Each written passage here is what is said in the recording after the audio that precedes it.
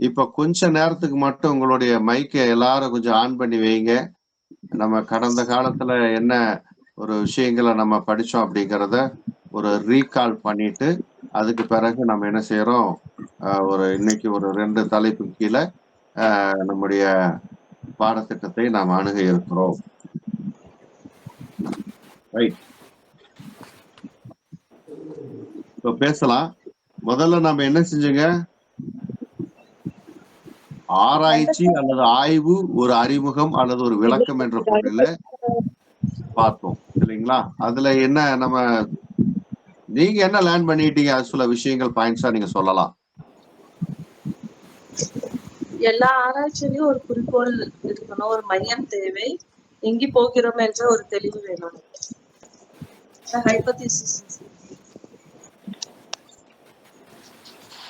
சொல்லுங்க, நீங்க என்ன படிச்சுக்கிட்டீங்களா முதல் லெசன்ல?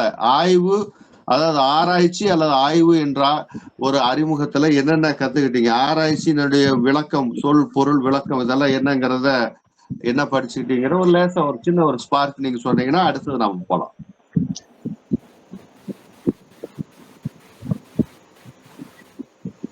பார்த்தே சொல்லலாம், பார்க்காம சொல்லணும்னு நான் எதிர்பார்க்கல.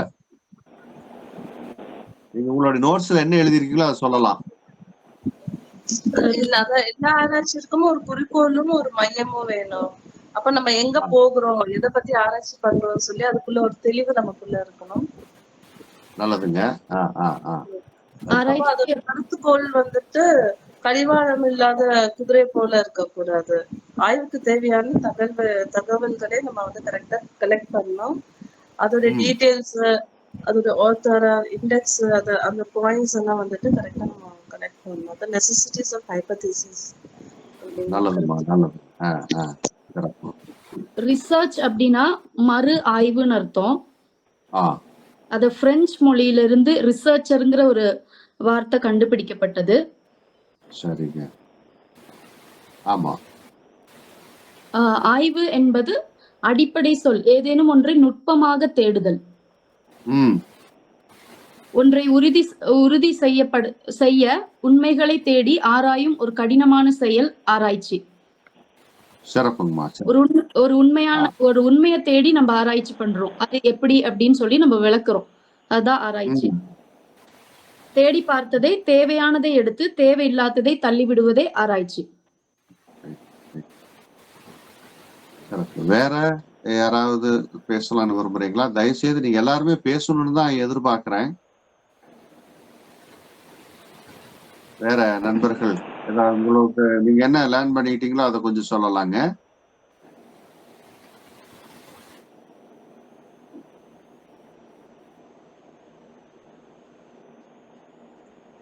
சரி, மௌனம் சம்மதத்துக்கு அறிகுறிங்கிற மாதிரி நான் சொன்னதெல்லாம் உங்களுக்கு வந்து புரிஞ்சிருச்சுன்னு நான் கர்த்தருக்குள் விசுவாசிக்கிறேன். எனிஹவ், தொடர்ந்து அதை நீங்க படிங்க. உங்களுக்கான நோட்ஸ் வந்து இப்போ வந்து தயாராகிட்டே இருக்கு. இந்த லென்டன் டேஸுங்கிறதுனால நான் கொஞ்சம் பிஸியா இருக்கிறதுனால ஸோ உங்களுக்கான அந்த நோட்ஸை வந்து நானே டைப் பண்றேன். வேற யார்கிட்டையும் நான் கொடுக்கல, நான் நேர்படியாவே சொல்றேன். அதை நான் வந்து ரெடி பண்ணி உங்களுக்கு உங்களுடைய காலேஜ் பிரின்சிபலுக்கு நான் அனுப்பிச்சு கொடுத்துருவேன். அவர்கிட்ட இருந்து உங்க எல்லாருக்கும் கிடைக்கும். சரிங்களா? ஓகே, நல்லது. நான் ஒரு ரீகால் பண்றேன். ஆராய்ச்சி அல்லது ஆய்வு ஒரு அறிமுகம்ங்கிறதுல நம்ம என்ன செஞ்சு பார்த்தோம்? ஒன்றை பற்றிய தெளிவான பொருளை சந்தேகத்துக்கு இடமில்லாமல் தெரிந்து கொள்ள விரும்புகிறோம். இந்த தெரிந்து கொள்வதற்குடைய அனுபவத்திற்கு தான் என்ன செய்யுதுங்க ஆராய்ச்சி என்று சொல்லி நம்ம அதை சொல்றோம். ஆராய்ச்சி என்பது ஒன்றை உறுதி செய்வதற்கும் சகோதரி சொன்ன மாதிரி உண்மைகளை தேடி துருவி ஆராயும் ஒரு கவனமிக்க ஒரு தேர்வு என்று சொல்லி நம்ம பார்க்கிறோம். நம்முடைய ஆராய்ச்சியில பார்க்கும்போது விருப்பு வெறுப்புகள் எல்லாவற்றையும் அகற்றிவிட்டு ஒன்றினுடைய, அதாவது நம்ம எந்த ஆய்வுக்கு எந்த பொருளை தேர்ந்தெடுக்கிறோமோ அந்த பொருளை ஆராய்ந்து பார்த்து அதனுடைய சாதகமான பாதகமான அம்சங்களை நம்முடைய ஆய்வு அல்லது எழுத்தின் மூலமாக இந்த உலகத்திற்கு வெளிப்படுத்தி காட்டக்கூடிய ஒரு உன்னதமான ஒரு செயல் என்று சொல்லி நம்ம அதை குறித்து பார்த்தோம். ஆராய்ச்சின்னா அதுக்குரிய சொல் விளக்கம், பொருள் விளக்கம் பார்த்தோம். நமக்குடைய ஆராய்ச்சிக்கும் அறிவு சார்ந்த நுணுக்கமான ஒரு செயல்பாடாக இருக்கிறது. ஆராய்ச்சி என்பது அது என்னதுங்க, உறங்கக்கூடிய ஒரு நெருப்பு. அது அப்படியே இருக்குது. அது எல்லா நிலையிலும் அது என்ன செய்யணுங்க, சரியான விதத்துல எடுத்து பயன்படுத்த வேண்டும் என்ற ஒரு சிந்தனையை உங்களுக்கு முன்பாக வைத்தேன். ஆய்வாளருக்குரிய 10 தகுதிகள், த குவாலிபிகேஷன் ஆஃப் த ரிசர்ச்சர் என்று சொல்லி பார்த்தோம். இந்த ஆய்வாளருக்குரிய அந்த தகுதியில 10 பாயிண்ட் சொன்னேன். அந்த 10 பாயிண்ட்ஸ் அப்படியே சும்மா அப்படியே அந்த பாயிண்ட மட்டும் நீங்க சொல்லுங்க பார்க்கலாம். மைக் ஆன் பண்ணி சொல்லுங்க. ஆய்வு பொருள் பற்றி அறிவு. ஆமாங்க. ஆய்வில் ஈடுபாடு வேண்டும். ஆமாங்க. 3வது விடாமுயற்சி வேண்டும். 4வது நுண்ணோக்கு வேண்டும், நுண்ணோக்கு பார்வை. 5வது ஆய்வு நேர்மை வேண்டும். 6வது நடுநிலைமை வேண்டும். 7வது ஆய்வு நாகரீகம். 8வது கடின உழைப்பு. 9வது பொறுமை. 10வது ஆய்வின் ஒழுக்கம். இதெல்லாம் வேணும். ஒரு ஆய்வாளருக்கு இப்படிப்பட்ட ஒரு குவாலிட்டிஸ் இருக்கணும். ரைட். இப்போ ஹைபோதீசிஸ், கருதுகோளை குறித்து நம்ம படிச்சோம் இல்லைங்களா? கருதுகோள் அதை பத்தி கொஞ்சம் லேசா தெரிஞ்சவங்க ஒரு சில பாயிண்ட் சொல்லுங்களேன்.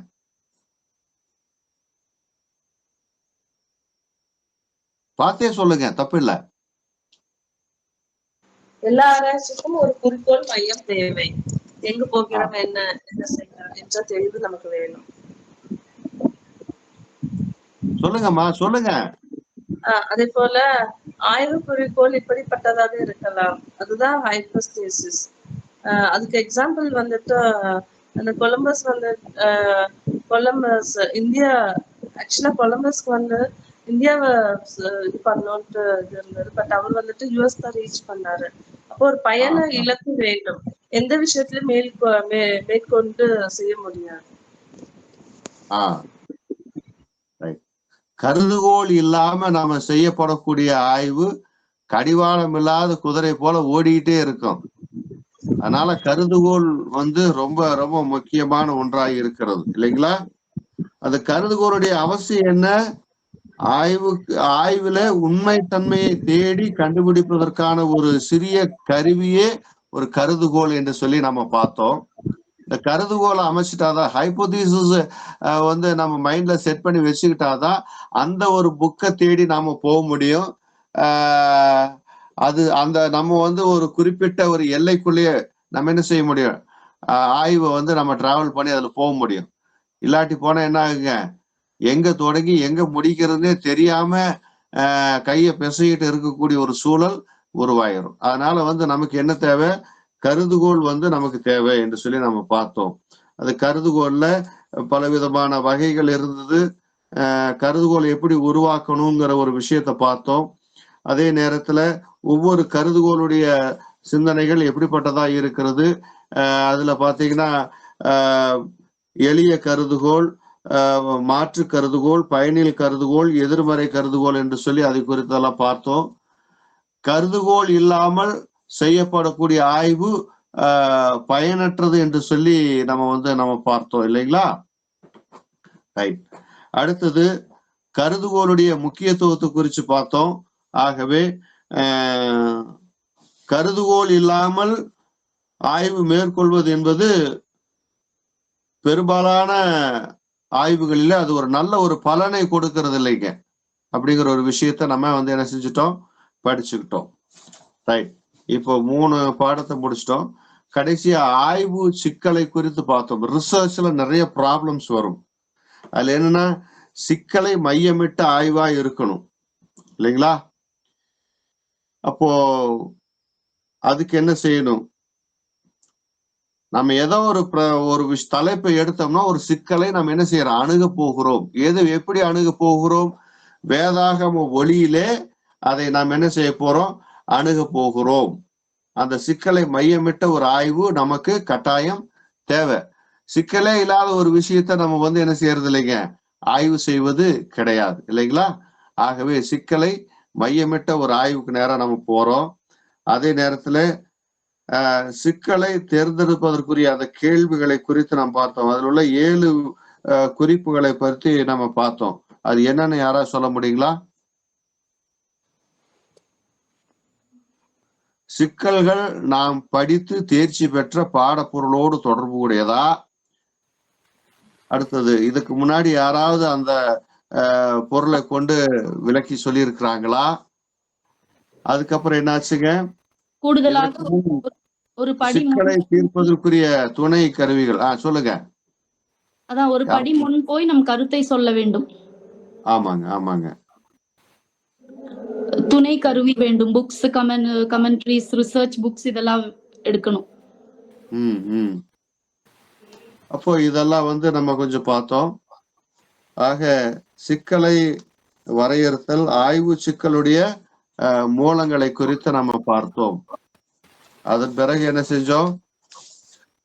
அடுத்த ஒரு இதுல பார்க்கும்போது சிக்கலை தேர்ந்த பின் என்ன செய்யணுங்கிற ஒரு விஷயத்த பார்த்தோம். இப்போ வழிகாட்டியை பின்பற்றுதல், அதாவது வழிகாட்டினா கைடு நம்மை விட அறிவும் ஆற்றலும் குறைந்தவர் என்றோ, கைடு நம்மளுடைய நாலேஜுக்கு ஆப்டானவர் அல்ல என்றோ என்ன செய்யக்கூடாது. ஒரு ஆய்வாளர் வழிகாட்டிய கைட அப்படிப்பட்ட ஒரு சிந்தனையோட பார்க்க கூடாது. சரிங்களா? அதுக்கு உதாரணமா சில விஷயங்கள் பைபிள் இருந்து நம்ம கேட்டோம் இல்லைங்களா?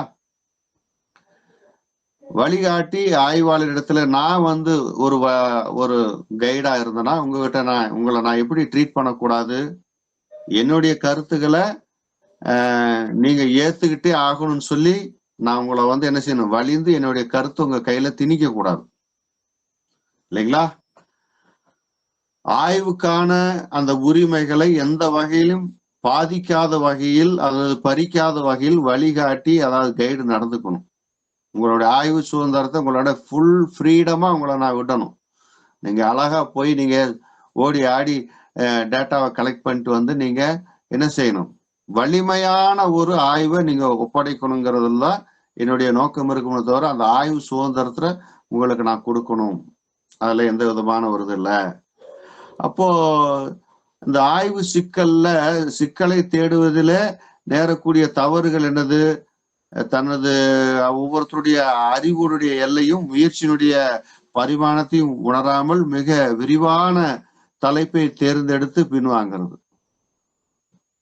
கண்ணை மூடிட்டு ஒரு விஷயத்தை தேர்ந்தெடுத்துட்டு அதுல தொடர்ந்து நாம பயணிக்க முடியாம என்ன செய்யறோம், தடுமாறக்கூடிய ஒரு சூழல். அப்போ பொருள் செலவின் அளவு, கால அளவு, துணை வலிமை ஆகியவற்றை கருதாமல் ஆய்வில் புகுதல். அப்படி என்னதுங்க, நமக்கு டேட்டாவும் கொஞ்சம் எளிமையா கிடைக்கிற மாதிரி இருக்கணும். நீங்கெல்லாம் என்ன செய்யறீங்க, முழு நேர மாணவர்களா இருந்தால் கல்லூரி வளாகத்திற்குள்ளே இருந்தா எங்களுக்கு தரவுகள் கிடைக்கும், அதுல எந்த விதமான மாற்று கருத்தும் இல்லை. ஆனா பாத்தீங்கன்னா நீங்க பல்வேறு பணிகளில் ஈடுபட்டு இருக்கக்கூடிய நண்பர்கள். ஆகவே அந்த சூழலுக்கு தகுந்தபடி உங்களுக்கு எளிமையாய் கிடைக்கக்கூடிய அந்த தரவுகள், அது சார்ந்த தலைப்புகளை நீங்கள் எடுத்து செய்வது இன்னும் கொஞ்சம் பொருத்தமாக இருக்கும். எந்த அளவுக்கு ஆழமா ரிஸ்க் எடுத்து செய்யறோமோ அந்த அளவுக்கு உண்டான அதுக்குரிய ஆசீர்வாதமே தனி என்பதை நான் இந்த இடத்துல பதிவு செஞ்சுக்கிறேன். ரைட். இது ஆய்வுக்குரிய சிக்கல்கள், ரிசர்ச் அது சார்ந்த ப்ராப்ளம்ஸ். இப்போ 4 பாடங்களை நாம் நிறைவு செய்து விட்டோம். 5வது பாடமாக இன்றைக்கு உங்களுக்கு முன்பாக நான் வைக்க இருக்கிறது மெத்தட்ஸ் ஆஃப் ரிசர்ச் என்று சொல்லி பார்க்கிறோம். ஆராய்ச்சியினுடைய முறைகள். 5வது பாடமாக ஆராய்ச்சியினுடைய முறைகள், மெத்தட்ஸ் ஆஃப் ரிசர்ச் என்று சொல்லி பார்ப்போம். ஒரு ஆய்வுக்கு மிகவும் தேவையானது எந்த வகையான ஆய்வு முறையை மேற்கொள்வது என்பதாகும். அப்போ ஆய்வு பொருளுக்கு ஏற்ப, துறைக்கு ஏற்ப ஆய்வு முறைகளை மேற்கொள்ளப்படுவது உண்டு. அதாவது ஒரு ஆய்வுக்கு மிகவும் தேவையானது எப்படிப்பட்ட ஒரு ஆய்வு செய்ய போறோம் அப்படிங்கிற ஒரு சிந்தனை வேணும். சிந்தனையே இல்லாம நம்ம வாட்டுக்கு ஆய்வு செய்ய போறோம், ஆனா ஆய்வு செய்யணும், எதை குறிச்சு ஆய்வு செய்யணும் தெரியல அப்படிங்கிற மாதிரி ஆயிடக்கூடாது. சில நேரத்துல நம்மள சொல்லுவோம், எங்க பாஸ்டர் அருமையா பேசினார், நல்லா பேசினாரு, ரைட்டு, ஆனா என்ன பேசினாருன்னு எனக்கே புரியல அப்படிங்கிற மாதிரி போயிடக்கூடாது. சரிங்களா? அதனால நமக்கு என்னங்க, சில ஆய்வு முறைகள் இருக்குதுங்க. அதை ஒரு பட்டியலிட்டு காமிச்சு, அதே நேரத்துல வேதாகம ரீதியில நாம் எப்படிப்பட்ட ஆய்வுகளை எல்லாம் மேற்கொள்ளலாம் அப்படிங்கிறத இன்னைக்கு கொஞ்சம் கொஞ்சம் ஆழமாவே உங்களுக்கு நான் இன்னைக்கு இன்றைய அமர்வுல நான் உங்களுக்கு சொல்லிக் கொடுக்க இருக்கிறேன். அப்போ ஆராய்ச்சியினுடைய முறைகள் என்று சொல்லி பார்க்கிற பொழுது, ஆய்வுக்கு தேவையானது எந்த வகையான, what is the type of my research, அது வேணும். அதுல என்ன செய்யணும், ஆய்வு பொருளுக்கு ஏற்றவாறு, துறைக்கு ஏற்றவாறு, என்ன டிபார்ட்மெண்ட், எந்த டிபார்ட்மெண்ட் சார்ந்து நம்ம நம்முடைய ஆய்வை மேற்கொள்ள போகிறோம் என்ற ஒரு சிந்தனை வேணும். பைபிள் நான் ஏற்கனவே சொல்லிட்டேன், பைபிள் நூலுக்குள்ளே ஒரு நூலகம். சரியா? பைபிள் நூலுக்குள்ளே ஒரு நூலகம். அதுல இல்லாத துறைகளே கிடையாது. இன்னைக்கு மாணவர்கள் படிக்கக்கூடிய chemistry, biology, zoology, philosophy, linguistic, history, psychology, இன்னும் நிறைய இருக்குது, ஆர்கியாலஜி, நிறைய விஷயங்கள் என்ன செய்யலாம், சொல்லிட்டே போலாம். அவ்வளவு விஷயங்கள் உள்ளடக்கினது தான் எதுங்க, பைபிள். அதனாலதான் நூலுக்குள்ளே ஒரு நூலகம். It's not a book, it's not a library.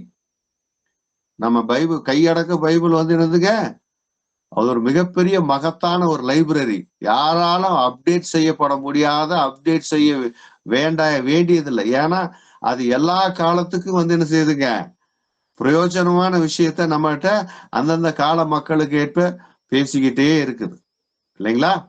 சரி, அந்த வகையில பார்க்கிற பொழுது அதுல ஒரு உலக மனிதர்கள் செய்யக்கூடிய அந்த ஆய்வு பார்த்துட்டு, அதுக்கப்புறம் அதுல இருந்து நம்ம என்ன செய்ய போறோம், பைபிளுடைய ஆய்வுகள் என்னங்கிறத அந்த பாயிண்ட்ஸ் நான் உங்களுக்கு சொல்றேன். ஃபர்ஸ்ட் பார்க்கும்போது வரலாற்று முறை ஆய்வு. வரலாற்று முறை ஆய்வு. இரண்டாவது ஒப்பீட்டு ஆய்வு, கம்பேரிட்டிவ் ஸ்டடிஸ், கம்பேரிட்டிவ் ரிசர்ச். சோதனை முறை ஆய்வு. அப்புறம் விதிமுறை ஆய்வு, விதிமுறை. அதுக்கப்புறம் செலுத்து நிலை ஆய்வு. அடுத்தது பார்த்தீங்கன்னா அமைப்பியல் முறை ஆய்வு என்று சொல்கிறார்கள். ஏழாவது பார்த்தீங்கன்னா நடைமுறை சார்ந்த ஆய்வு. இது இத்தனை வகையான ஆய்வுகள் அங்கே பகுக்கப்பட்டு கொடுக்கப்பட்டு இருக்கிறதை நாம் பார்க்கிறோம். சரிங்களா? ஆக இங்க நாம் பார்க்கிற வேளையில ஃபர்ஸ்ட் பார்த்தீங்கன்னா வரலாற்று முறை ஆய்வு, ஹிஸ்டாரிக்கல் மெத்தட் என்று சொல்லி பார்க்கிறோம். இந்த ஹிஸ்டாரிக்கல் மெத்தட்ல வரலாறு என்பது சான்று ஆதாரங்களை கொண்ட கதை என்று சொல்லி அறிஞர்கள் எதை சொல்கிறார்கள். வரலாறு என்பது என்னங்க, சான்றாதாரங்களை கொண்ட கதை. இன்னைக்கு ஒரு போட்டோ எடுக்கிறீங்கன்னா 10 வருஷம் கழிச்சு அது உங்களுக்கு என்னதுங்க, அது ஒரு ஹிஸ்டரிங்க. உங்களுடைய வாழ்க்கை சம்பவத்துல அது என்னதுங்க, ஹிஸ்டரி. அவங்களுடைய திருமண போட்டோ அல்லது உங்களுடைய வீட்டுல நடக்கக்கூடிய சுப விசேஷங்களுக்குரிய போட்டோ, அல்லது நீங்க வெளிநாடோ அல்லது வெளியூர் பயணத்துல போகும்போது ஒரு நண்பர்களோடு இணைஞ்சு எடுத்துக்கக்கூடிய செல்ஃபி, அது என்னதுங்க, எதிர்காலத்துல அது உங்களுக்கு ஒரு வரலாறு. அதான் சொல்லுவாங்க, இன்றைய செய்தி நாளைய வரலாறு அப்படிம்பாங்க. ஆகவே ஒரு இனத்தினுடைய அனுபவ சுரங்கமாக இந்த ஆய்வு அமைகிறது. வரலாறு எடுத்துக்கிட்டீங்க, இந்திய வரலாறு எடுத்துக்கிட்டா எத்தனை வரலாறு இருக்குது, குப்தர்கள், குஷானர்கள், கனிஷ்கர்கள், அசோகர்கள், ஹூனர்கள், ஹுமாயூனு, இது மாதிரி நிறைய பேர் இருக்காங்க. அதுல பாத்தீங்கன்னா இந்த மொகல் மிஷன் ஆஃப் இந்தியா அப்படின்னு இருக்கு. முகலாயர்களோடு கிறிஸ்தவர்கள் இணைந்து அருட்பணி செய்த ஒரு நிகழ்வை வரலாற்றில் படிக்கிறோம். இந்த மொகல் மிஷன் ஆஃப் இந்தியா அது படிப்புல அது தியாலஜியில் அது சொல்லிக் கொடுப்பாங்க. அது சார்ந்து நீங்க என்ன செய்யலாம், ஆய்வு செய்யக்கூடியது வரலாற்று முறை ஆய்வு என்று சொல்கிறோம். இதுல பாத்தீங்கன்னா கடந்த கால நிகழ்ச்சிகளிலிருந்து உண்மைகளை அறிந்து அவற்றை பொதுமைப்படுத்தி காண்பதே வரலாற்று ஆராய்ச்சி முறை என்ற நிலையில் இருக்கிறது. அப்போ கடந்த கால சம்பவங்கள் நிகழ்ச்சிகளிலிருந்து உண்மைகளை அறிந்து அதை பொதுமைப்படுத்தி காண்பது. சரிங்களா? பொதுமைப்படுத்தி காண்பது. இப்ப பொதுமைப்படுத்தி காண்பது என்னன்னா, இன்னைக்கு பாத்தீங்கன்னா உதாரணத்துக்கு நான் சொல்றேன், தஞ்சாவூர்ல பிரகதீஸ்வரர் கோயில் இருக்குது.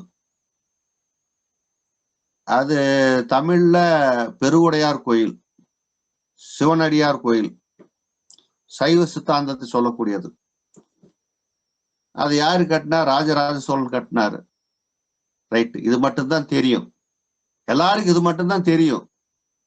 ஆனா அந்த கோயிலுக்குள்ள போய் நம்ம அமர்ந்து அல்லது அந்த பிரகாரங்களை சுற்றி வருகிற பொழுதுதான் நமக்கு தெரியும் அது பௌத்த மடாலயம்.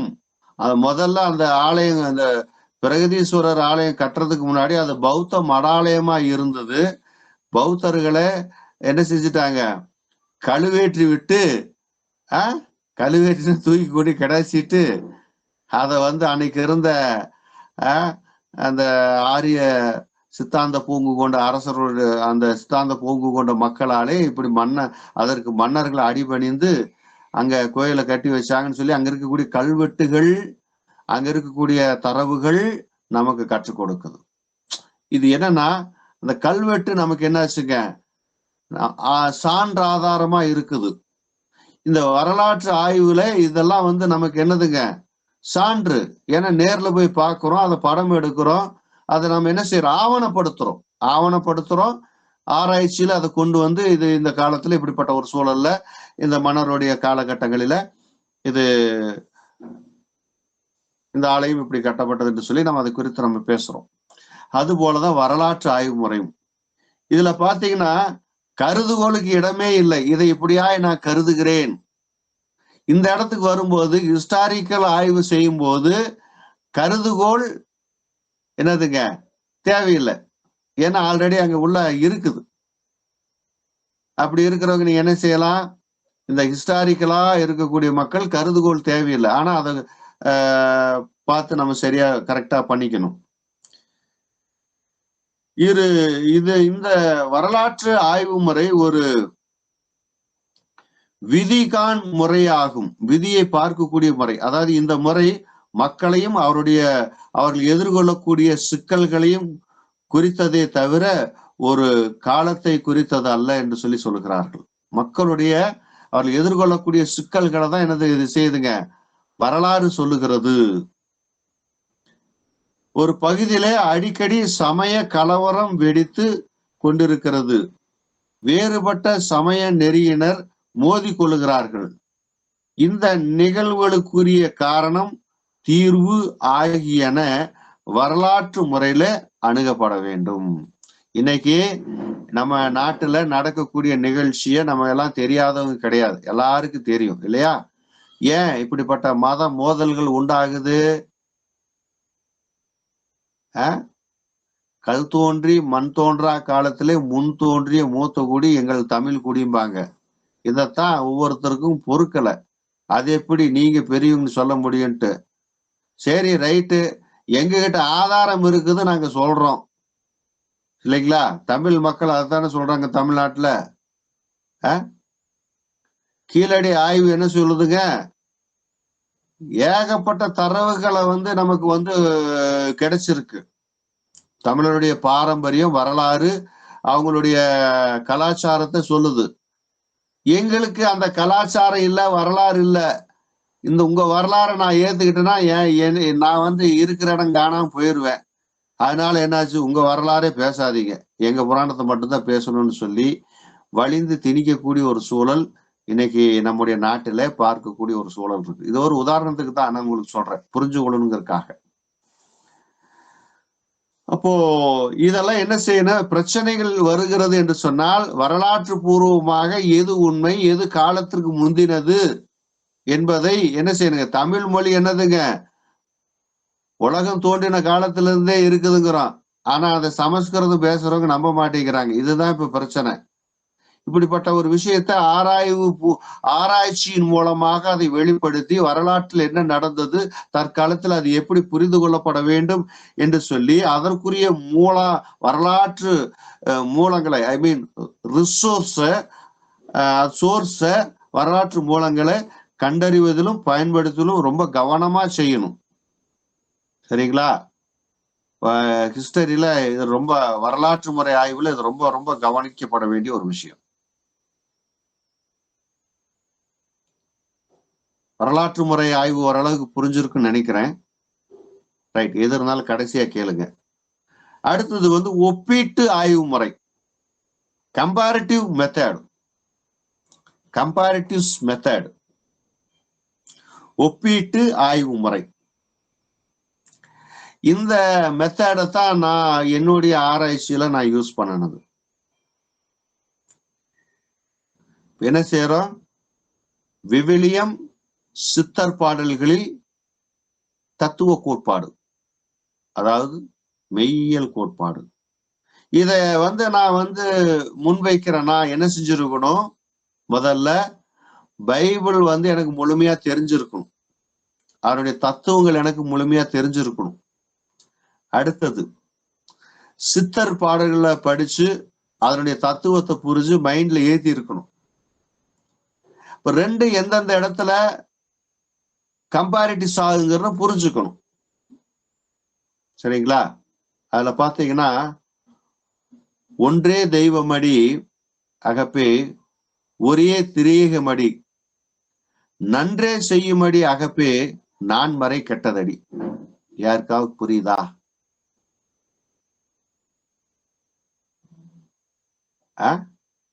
ஒன்றே தெய்வம் ஒரே திரியேகம். கடவுள் ஒருத்தர் தான், ஆனா திரியேகராக இருக்கிறார். ட்ரினிட்டி கான்செப்ட் உள்ள வந்துருச்சு அதுல. இப்ப நம்ம ஆராதிக்கக்கூடிய கடவுள் எப்படிப்பட்டவருங்க? பிதா, குமாரன், பரிசுத்த ஆவி என்ற 3 அம்சங்களை 3 குணங்களை உள்ளடக்கிய ஒரே கடவுள். பைபிள் டாக்டரின் சர்வே உங்களுக்கு சொல்லி கொடுத்துருப்பாங்க, பிடிஹெச்ல அல்லது சொல்லி கொடுப்பாங்க. இப்ப அதுல என்ன ஆகுது? நம்ம ஆராதிக்கிற கடவுள் எப்படிப்பட்டவருங்க? திரியேக கடவுளாக இருக்கிறார். அதனாலதான் அந்த இதுல சொல்றாங்க, ஒன்றே தெய்வமடி ஒரே திரியேகமடி நன்றே செய்யுமடி அகப்பே நான் மறை கெட்டதடி. நான் மறைன்னா உங்களுக்கு புரிஞ்சுக்கணும், ரீக் யஜூர் சாமம் அதர்வனமெல்லாம் அதெல்லாம் ஒண்ணும் இல்லை அப்படிங்கறதான் அதை வந்து சொல்றாங்க. சரிங்களா? இது யார் சொன்னது? சித்தர்கள் சொல்றாங்க. இந்த சித்தர்கள் சொன்ன இந்த விஷயத்த பைபிளுக்குள்ள எங்கே கொண்டு வரணும்? ஆதியிலே தேவன், இல்லையா?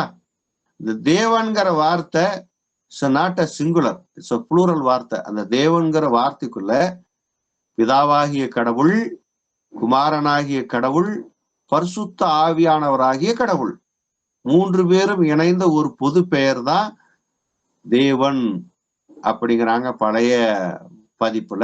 புதிய பதிப்புல தொடக்கத்திலே கடவுள். அப்போ இதுக்கு வந்து தேவன் கடவுள் அப்படிங்கிறதுக்கு எபிரேய மொழியில ஏலோகிம் அப்படிங்கன்னு பேரு. ஏலோகிம் என்றால் பன்மை சொல். அந்த பன்மை சொல்லுக்குள்ள ஃபாதர், சன், ஹோலி ஸ்பிரிட். நாம என்ன செய்யறோம்? பிதா, குமாரன், பரிசுத்த ஆவி அப்படின்றோம். பிதாவுக்கு ஒரு டெப்து, குமாரனுக்கு ஒரு டெப்து, பரிசுத்த ஆவியானவர் ஒண்ணுமே இல்லைங்கிற மாதிரி நம்ம பேசிடுவோம். அப்படி இல்லை. பிதாவாகிய கடவுள், குமாரனாகிய கடவுள், பரிசுத்த ஆவியானவராகிய கடவுள் 3 பேரும் ஒன்றுதான். நம்மளே அதுலயே சமத்துவம் காட்டுறது இல்லை, அப்புறம் மற்ற மக்களோட எப்படி நம்முடைய சமத்துவத்தை நம்ம காட்டுவோம்? அதை என் நண்பர்கள் யோசிக்கணும். ரைட். ஒப்பீட்டாய்வு முறை. 2 பொருள்களிடையே ஒப்புமை கண்டு கூறுதல் இயற்கையே என்றாலும் அந்த ஒப்புமைகளை கண்டறிய ஒரு ஆராய்ச்சி தேவையாக இருக்கிறது. சரிங்களா? ஒப்புமைகளை கண்டறிய ஒரு ஆராய்ச்சி தேவையா இருக்குது. ஒப்புமைகளை பார்த்து சொல்வதிலிருந்து ஆராய்ந்து சொல்வது பல மடங்கு வேறுபாடு உடையதும் நிரம்பிய அறிவு வளர்ச்சி உடையதும் ஆகும்.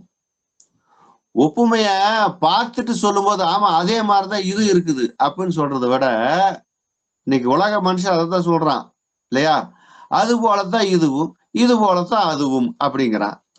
ஆனா அந்த ஆய்வியல் கண்ணோட்டத்துல பார்க்கும்போதுதான் பொதுபட மேலோட்டமா பார்க்கறதுக்கும் அதை நுணுக்கி ஆராய்ஞ்சு உள்ளே சென்று நாம் பார்க்கறதுக்கும் எவ்வளவோ வித்தியாசம் அதுல இருக்கிறத நம்ம பார்க்கிறோம்.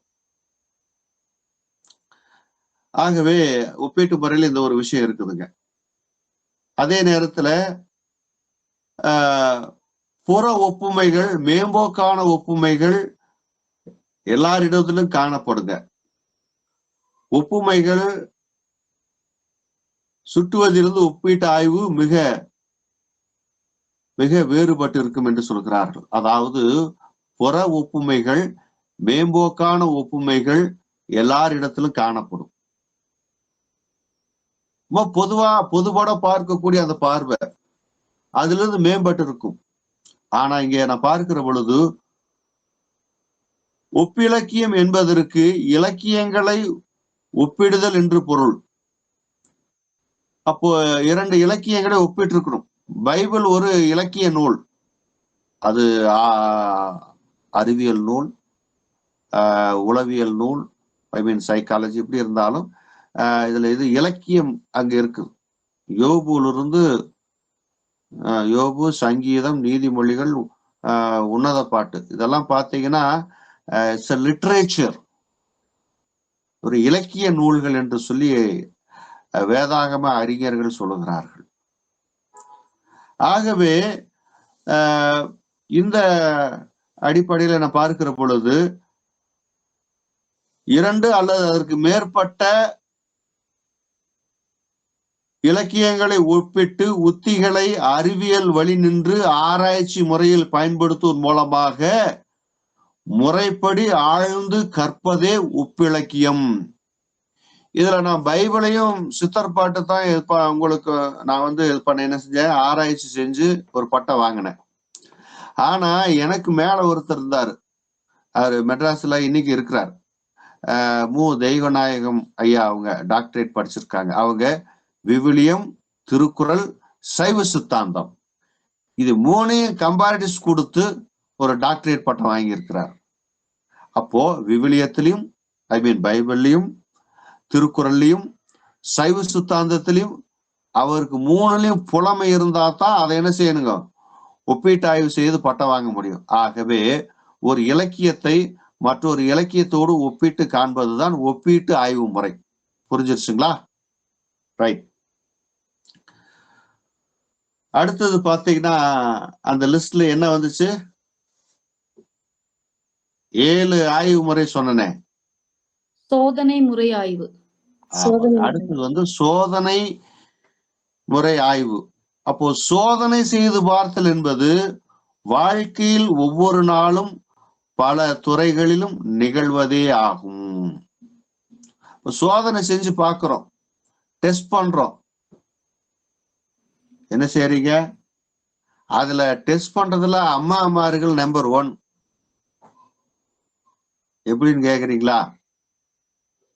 நீங்க எப்படிப்பட்ட சமையல் செஞ்சாலும் முதல்ல ஐயாமாருக்கு கொடுத்துதான் சோதனை பண்ணி பாக்குறீங்க இல்லைங்களா? நல்லா இருந்தாலும் ஐயா சாப்பிட்டுக்கணும், நல்லா இல்லைனாலும் சாப்பிட்டுக்கணும். அங்க மறுத்து பேசுறதுக்கான வாய்ப்பே இல்லை. ரைட். சோதனை செய்து பார்த்தல் என்பது வாழ்க்கையில் ஒவ்வொரு நாளும் பல துறைகளிலும் நிகழ்வதே ஆகும். அதைத்தான் நான் உங்களுக்கு சொன்னேன். சமையல் அறையில இல்லத்தரசி தன்னுடைய தயாரிப்பில் சில சோதனைகளை செய்து பார்க்கிறார் இல்லைங்களா? பழைய கெமிஸ்ட்ரி படி புதுசா ஏதாவது செஞ்சு கொடுப்போமே, குடும்பத்து மக்களை அசத்துவமே என்று சொல்லி நீங்கள் முயற்சி எடுக்கிறீங்க. நல்லா இருந்தா எல்லாத்துக்கும் மகிழ்ச்சி. பேக் ஃபயர் ஆகும்போது முதல்ல பாதிக்கப்படுறது ஐயாமாருக்கு தான். பாவம், என்ன பண்றது? ரைட். தையல்காரர் புது மாதிரிகளை அறிமுகப்படுத்துகிறார் இல்லைங்களா? பெண் குழந்தைகளுக்கு மற்றும் பெண்களுக்கான ஆடை வடிவமைப்புல ஆண்களுக்கு என்னைக்குமே அந்த பேண்ட் ஷர்ட்டை தவிர வேற ஒண்ணுமே வராது. ஆனா பாத்தீங்கன்னா சின்ன குழந்தைகளுக்கு, வாலிப தங்கையர்களுக்கு, வாலிப பெண்களுக்கு, அம்மாக்களுக்கு எல்லாம் கிளீனா வகை வகையா தைச்சு போடுறாங்க. அதே போல பாத்தீங்கன்னா விற்பனையாளர் ஒரு புதிய மாதிரிகளை அறிமுகப்படுத்தி பார்க்கிறார். விற்பனையாளர் என்ன செய்யறாருங்க? விளம்பரத்தை பாருங்க. ஒரே பிராண்ட் உள்ள விளம்பரம் பல விதங்கள்ல அது என்ன செய்யுங்க, அவங்க செய்யக்கூடிய விளம்பரப்படுத்தக்கூடியதை நான் பார்க்கிறோம். எப்படியாவது மக்கள் அதை வாங்கி வைக்கணும், சோதனை பண்ணி பார்க்கணும்ட்டு. ஆனா அதே நேரத்துல பாத்தீங்கன்னா அந்த விற்பனையாளர்களுடைய இதை சொல்லும் போது மறுக்காம ஒத்துக்கொள்ளக்கூடிய இன்னொரு விஷயம் இருக்குது. என்ன அப்படின்னு கேட்டீங்கன்னா, ஆய்வு சோதனை கூடங்கள்ல லெபார்டரியில கண்டுபிடிக்கக்கூடிய மருந்துகள் எல்லாம் முதல்ல என்ன செய்யறாங்க, மெடிக்கல் ஷாப்புக்கு அனுப்பிவிட்டு சைலண்டா என்ன செய்யுது, நாம வாங்கக்கூடிய பிராண்ட்ல சார் அதே பிராண்டு தான் சார், அதே கண்டென்ட் தான் சார், நேம் தான் சார் வேற. புது மார்க்கெட்டிங்ல ஒரு மாத்திரையை அறிமுகப்படுத்தி விட்டு, மருந்து அறிமுகப்படுத்தி விட்டு மக்கள் என்ன எப்படி இருக்கிறாங்க, எப்படி ஃபீல் பண்றாங்க, சைடு எஃபெக்ட் வருதா இல்லையான்னு சொல்லிட்டு சத்தமே இல்லாம மெடிக்கல் மாஃபியா வேலை செய்யறதாக இன்னைக்கு பல இடங்களிலே இதை குறித்து பேசி கொண்டிருக்கிறார்கள் மக்கள். அதே நேரத்துல பாத்தீங்கன்னா பேருந்து, கார் போன்றவைகளை சோதனை ஓட்டம் செய்து பார்க்கிறோம். Test driving. கார் வாங்க போகும்போது என்ன சார், நீங்க மக்களை கவர்ந்தலுக்காக நீங்க எந்த பிராண்ட் வாங்க போறீங்களோ அதே கார் நாங்க வச்சிருக்கிறோம், நீங்க டெஸ்ட் டிரைவ் பண்ணிட்டு வாங்குறாங்க. சோதனை பண்ணிட்டு நீங்க கார் புக் பண்ணுங்கிறாங்க. அதுபோல ஒரு முயற்சி அல்லது திட்டம் வெற்றி தருகிறதா என்று நடைமுறைப்படுத்தி பார்ப்பதே சோதனை ஆய்வு முறை என்று சொல்லி அழைக்கப்படுகிறது. சரிங்களா? இதுல பார்க்கும்போது ஒரு முயற்சி அல்லது ஒரு திட்டம் வெற்றி தருகிறதா அல்லது தோல்வியை தருகிறதா, என்ன செய்ய போகுது சொல்லி நாம சிந்திச்சு நடைமுறைப்படுத்தி பார்ப்பதே சோதனை ஆய்வு முறை என்று சொல்லி அழைக்கிறோம். சரிங்களா? முதல்ல என்ன பார்த்தோங்க, வரலாற்று ஆய்வு முறை, ஒப்பீட்டு ஆய்வு முறை, அடுத்தது சோதனை ஆய்வு முறை என்று சொல்லி பார்த்தோம். அடுத்தது பார்த்தீங்கன்னா தருக்க முறை ஆய்வு, லாஜிக்கல் மெத்தட் என்று சொல்லி பார்க்கிறோம். LOGICAL, logical method. தர்க்க முறைனா என்ன சொல்லி பார்க்கிற பொழுது, இது வாதங்களின் மூலமாக உண்மையை நிலைநாட்ட முயல்வது. டிபேட் அப்படின்னு சொல்ற இல்லைங்களா, அந்த டிபேட் வழியா நீங்க பேசுங்க, நாங்கள் எதிர்வாதம் பேசுறோம், ரெண்டு பேரும் பேசி பேசி பேசி பேசி ஒரு கருத்து உடன்பாட்டுக்கு வரணும். எங்க வராங்க, டிவியில எங்க பார்க்கும்போது யாரு கருத்து உடன்பாட்டுக்கு எந்திரிச்சு போறதே கிடையாது, சண்டை போட்டுட்டு தான் போயிட்டு இருக்காங்க இல்லையா? ஆக தர்க்க முறை ஆய்வு முறை, லாஜிக்கல் மெத்தட் என்பது வாதங்களின் மூலம் உண்மையை நிலைநாட்ட முயல்வது. மிக பழமையான முறைகளிலே இதுவும் ஒன்றாக இருக்கிறது. எல்லாரும் ஒப்புக்கொள்ளவும் அடிப்படை உண்மைகளை வைத்துக்கொண்டு தர்க்கம் செய்து வாதம் செய்து முடிவுக்கு வருவதுதான் இதனுடைய இயல்பு. அதாவது எல்லாரும் ஒப்புக்கொள்ளக்கூடிய அடிப்படையான உண்மைகளை வச்சுக்கிட்டு தர்க்கம் செய்யறது, அதுக்குரிய விவாதம் செய்வது, அதற்கு பிறகு முடிவுக்கு வருவது, இதுதான் இதனுடைய இயல்பாக இருக்கிறது என்று சொல்லி நாம் பார்க்கிறோம். இத பார்த்தீங்கன்னா சமயத்துறையில் ரிலிஜியஸ் கான்செப்ட்ல இந்த முறை பெரிதும் பயன்படுத்துங்க, தர்க்க முறை. நாம எல்லாம் என்ன செய்ய போறோம், ரிலிஜியஸ் தான் ஆய்வு செய்ய போறோம் இல்லையா? இப்ப ரிலிஜியஸ் ஆய்வு செய்யும் போது இது ரொம்ப கை கொடுக்கக்கூடிய ஒன்றா இருக்கு, லாஜிக்கல் மெத்தட். அப்போ இது ரொம்ப முக்கியங்க. அதே நேரத்துல கணக்கு பாடமா இருக்கட்டும், அறிவியல் பாடமா இருக்கட்டும், அதுலயும் என்ன செய்யுதுங்க, அடிப்படை தர்க்கம் வேணும். ஏன்னா லாஜிக்கே இல்லாம பேசுறீங்களே, லாஜிக்கே இல்லாம சொல்றீங்களே. நம்ம நண்பர்கள்ட்ட இது மாதிரி ஒரு சிலர்ட்ட நம்ம விவாதத்துல ஈடுபடுறது உண்டு. அப்ப என்ன செய்யணும், லாஜிக், தர்க்க முறை, ஒரு லாஜிக்கா பேசணுங்கிற ஒரு சிந்தனை நம்ம எல்லாத்துட்டும் எதிர்பார்க்கிறோம்.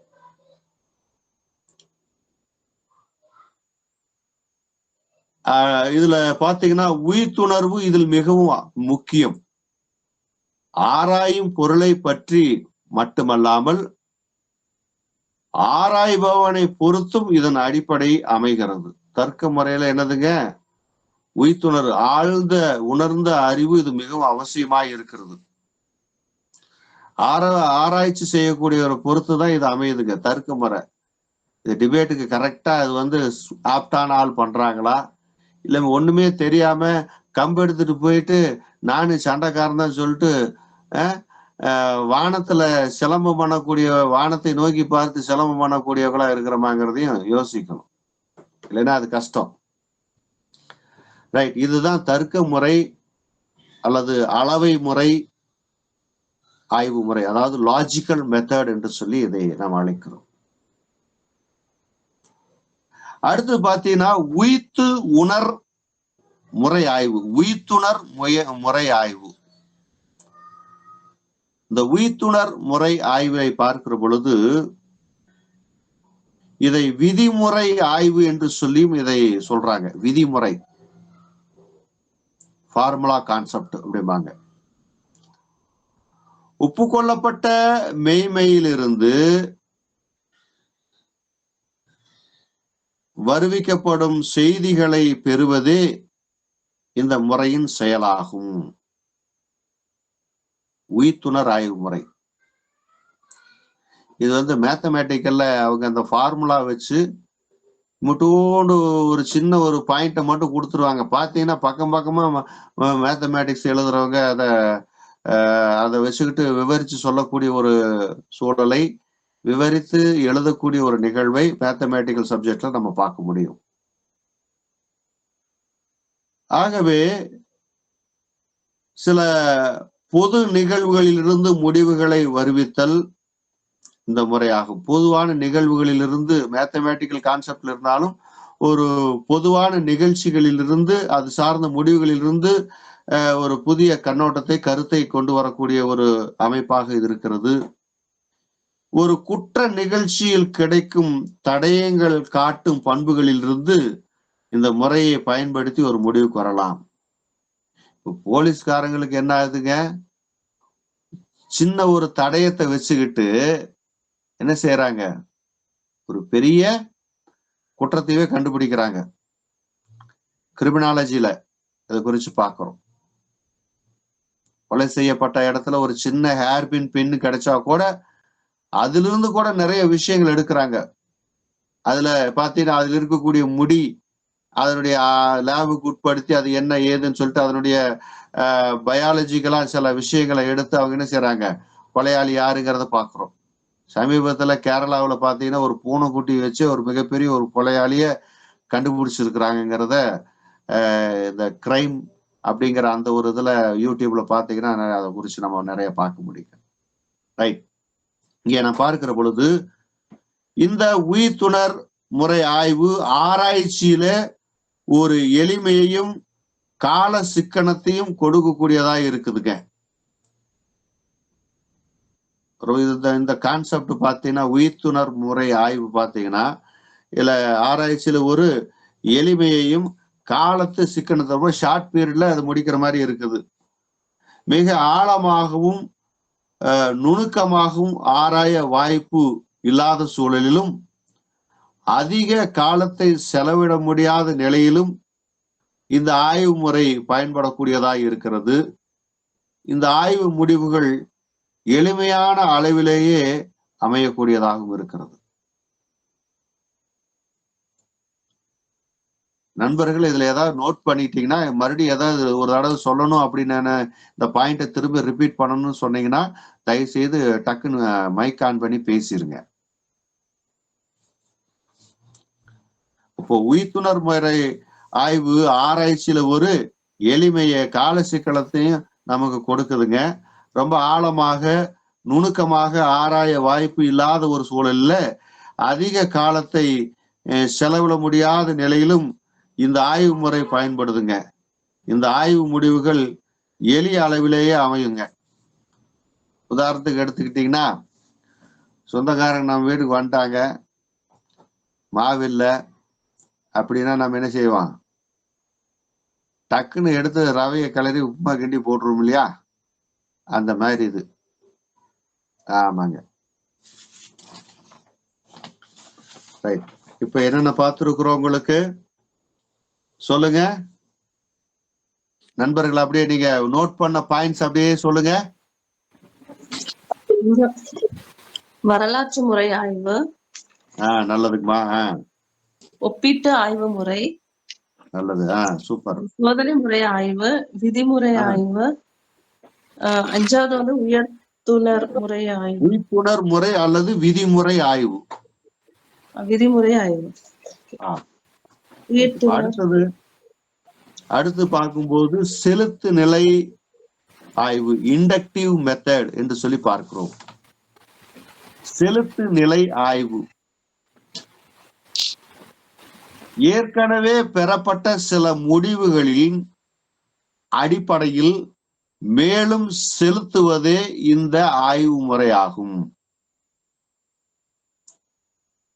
இது தேர் இழுத்து தெருவில் விடுறது பாங்க.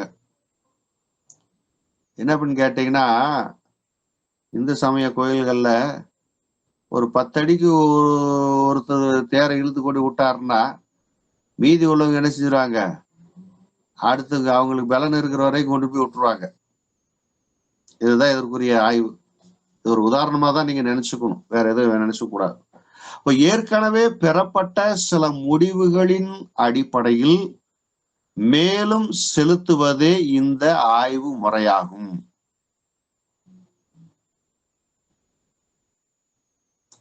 இதுல பாத்தீங்கன்னா இந்த செலுத்து முறை ஆய்வுல எல்லாம் சில சுத்து பிரசங்கியார் நல்லா தெளிவாவே சொல்லுவாங்க. என்னன்னு கேட்டீங்கன்னா, இயேசு லாசருவின் கல்லறை பார்த்து கண்ணீர் விட்டார். உடனே அடுத்த ஆள் சொல்ற, அது வெதுவெதுப்பாக இருந்ததுங்கிறாருங்க. நீங்க வெதுவெதுப்பா தான் இருக்குன்னு சொல்றீங்களா? நான் சொல்றேன் பாருங்க, அது வெதுவெதுப்பாக மாத்திரமல்ல உப்பு கரித்ததாகவும் இருக்குதுங்கிறாரு. எப்படி கொண்டுட்டு போறாங்க பாத்தீங்களா, வளைச்சு வளைச்சு. இது செலுத்து நிலை ஆய்வுன்னு சொல்ல முடியாது, இது வேற. ஆக இது ஒரு உதாரணமா தான் உங்களுக்கு சொல்றேன். ஆகவே சில காரணங்களுடைய அடிப்படையிலே இவ்வாறு தொடர்வது, இந்த விதிகளை பின்பற்றுவது என முடிவு செய்து ஆய்வை மேற்கொள்வதை இம்முறையில் பின்பற்றலாம். இப்போ என்ன செய்யறாங்க? இப்ப பாத்தீங்கன்னா பைபிளே எடுத்துக்குங்க. பைபிளை பாத்தீங்கன்னா ஒரு குறிப்பிட்ட ஆய்வு செஞ்சிருக்கிறாங்க. இந்த ஆய்வு செய்யும் போது என்னதுன்னு கேட்டீங்கன்னா, இன்னைக்கும் பாத்தீங்கன்னா நோவாவினுடைய பேழை அரராத் மலையில போய் தங்கினது என்று சொல்லி வேதத்துல சொல்லியிருக்கு. ஆனா இன்னைக்கு இருக்கக்கூடிய ஆய்வு என்ன செஞ்சிருக்கிறாங்க? அரராத் மலையில அந்த ஆய்வு செய்த போது அதை உண்மைன்னு கண்டுபிடிச்சிருக்கிறாங்க. அதே நேரத்துல பாத்தீங்கன்னா கும்ரான் ஏடுகள் அப்படின்னு சொல்லி இப்ப புதுசா ஒரு இது வந்துருச்சு. இந்த கும்ரான் ஏடுகள்ல பாத்தீங்கன்னா பழைய ஏற்பாட்டு நூலில இருக்கக்கூடிய சில விஷயங்கள் என்ன செய்யறாங்க, இன்னும் வலிமைப்படுத்துவதற்கு உண்டான ஆதாரங்கள் வேதாகம அறிஞர் பெருமக்களுக்கு கிடைச்சிருக்குது. அப்ப இது என்ன செய்யறாங்க, இதை கொண்டு பைபிளுக்குள்ள இதை கொண்டு வர முடியாது.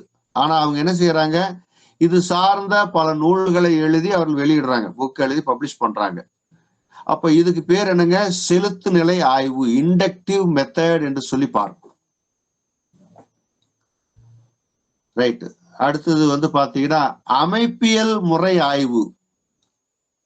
அமைப்பியல் முறை ஆய்வு என்று சொல்லி அடுத்த ஒரு விஷயத்தை பார்க்கணும். அப்போ ஒரு புத்தகம் அல்லது ஒரு அமைப்பு எந்த முறையில், வரிசையில், தரத்தில், கருத்துணர்த்தும் நெறியில் அமைந்துள்ளது என ஆராய்வதே அமைப்பியல் முறை ஆய்வு என்று சொல்லப்படுகிறது. ஒரு புக்கோ அல்லது ஒரு அமைப்பு எந்த முறையில, எந்த வரிசையில, எந்த தரத்துல, எந்த கருத்துணர்த்தும் நெறியில அமைந்திருக்கிறது என்று ஆராய்வதே அமைப்பியல் முறை ஆய்வு என்று சொல்கிறார்கள். நீங்க பாத்தீங்கன்னா இன்னைக்கு செக்குலர் ஸ்டடிஸ் படிக்கிறவங்க அவங்க என்ன செய்யறாங்க, இவருடைய பட்டுக்கோட்டை பிரபாகர் புதினங்களிலிருந்து ஏதோ ஒரு அழகியல் ஆடல், பெண் உரிமை சிந்தனை, அல்லது ராஜநாராயணன் கீரா அப்படிங்கிறவர் பாத்தீங்கன்னா தமிழ் எழுத்து உலகத்துல ஒரு மாபெரும் அறிஞர், ஒரு சிந்தனையாளர். கீரா அப்படின்னாவே முடிஞ்சு போச்சு. ராஜநாராயணன் அவர் பேரு, அவருதான் சுருக்கி கீராங்கிறாங்க. கீராவினுடைய பார்வையிலே சமுதாய விழிப்புணர்வு சிந்தனைகள் அல்லது பெண் அடிமைத்தன சிந்தனைகள் அல்லது வாலிபர்களுடைய போக்கு என்று சொல்லி அவங்க ஒரு கொண்டு வராங்க. அப்போ அவருடைய நாவல்ல அவர் எப்படி, எந்த முறையில அவர் சொல்லியிருக்கிறாரு, அது எந்த வரிசையில சொல்லியிருக்கிறாரு, அவர் எந்த தரத்துல சொல்லியிருக்கிறாரு, அவர் எந்த விதமான கருத்தை சமுதாயத்துக்கு அவர் சொல்ல வராரு, அது எப்படி அந்த புத்தகம், அந்த அவருடைய நாவல் அல்லது அவருடைய இலக்கியம் அமைந்திருக்கிறது என்று சொல்லி ஆய்ந்து சொல்லுவது அமைப்பியல் முறை ஆய்வு. சரிங்களா? இது உன்னத பாட்டு புஸ்தகத்தை எடுத்துக்கிட்டீங்கன்னா அது எப்படி அமைப்பு அமைஞ்சிருக்குது, இது எதை குறித்து வலியுறுத்துகிறது என்று சொல்லி என்ன செய்யலாம், ஆராய்ந்து சொல்றதுக்கு பல்வேறு விதமான கருத்துக்கள் இருக்கிறது. ஆய்வு செய்யக்கூடிய ஆராய்ச்சியாளர்களாகி நீங்கள் வரக்கூடிய காலத்துல உங்களுடைய திறமையை அதை காமிச்சு கொண்டு வாங்க. பைபிள் எல்லாத்தையும் ஆராய்ச்சி செய்ய முடியாது இல்லைங்களா? ஒரு குறிப்பிட்ட எல்லையை வரையறுந்துதான் நம்ம ஆராய்ச்சி செய்ய முடியும். அப்படி ஏதாவது ஆராய்ச்சி நீங்க பண்றதுன்னா உன்னத பாட்டிலிருந்து நிறைய விஷயங்கள் இருக்குங்க, அதை கொண்டு வாங்க, சிறப்பா நம்ம பண்ணலாம். அடுத்தது நடைமுறை சார் ஆய்வு. அமைப்பியல் முறை ஆய்வு நம்ம அதோட முடிச்சிட்டோம். நடைமுறை சார் ஆய்வு, அதாவது ஃபங்க்ஷனல் மெத்தட் என்று சொல்லி பார்க்கிறோம். நடைமுறை சார்ந்த ஆய்வு. அப்போ ஒவ்வொன்றையும் ஏன், எப்படி என்று ஆராய்வது இந்த முறையினுடைய நோக்கமாக இருக்கிறது. நடைமுறை சார் ஆய்வு. ஏன், எதுக்கு என்ற ஒரு கேள்வி.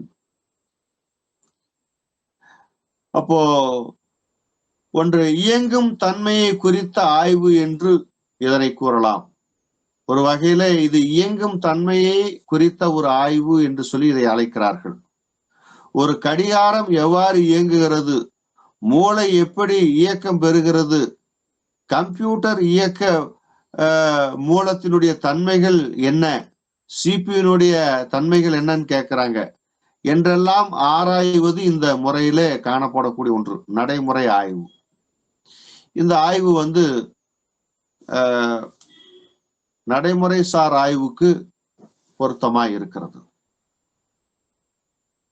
சோ இந்த அடிப்படையில நான் பார்க்கிற பொழுது நான் பார்த்த இந்த 7 விஷயத்தை பார்த்தேன் இல்லைங்களா? இந்த 7 விஷயத்தோட கூடுதலா இது என்ன செய்யறோம், இது செக்குலர் ஸ்டடிஸ் ஆகவும் பிளஸ் தியாலஜிக்கல் வைட்லயும் இப்படிப்பட்ட வரலாற்று முறை ஆய்வு, ஒப்பீட்டு முறை ஆய்வு, சோதனை முறை ஆய்வு, விதிமுறை அல்லது உயிர்த்துணர் முறை ஆய்வு என்று சொல்லியும், செலுத்து நிலை ஆய்வு, அமைப்பியல் முறை ஆய்வு, நடைமுறை சார் ஆய்வு என்று சொல்லி 7 வகையானதை நாம் இன்றைக்கு நாம் பார்த்தோம்.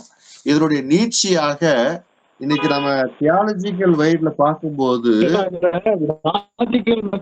ஆய்வுன்னு ஒண்ணு நடுவில் சொன்னீங்களே ஐயா, எதுங்க?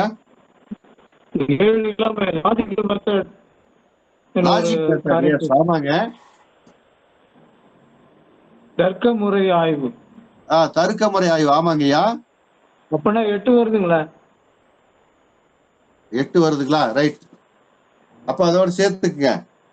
சரிங்க. சேர்த்துக்க, அதோட சேர்த்துக்க. நல்லது. நன்றி நன்றி நன்றி. அதை கூர்ந்து கவனிச்சிருக்கிறீங்க, ரொம்ப நன்றி.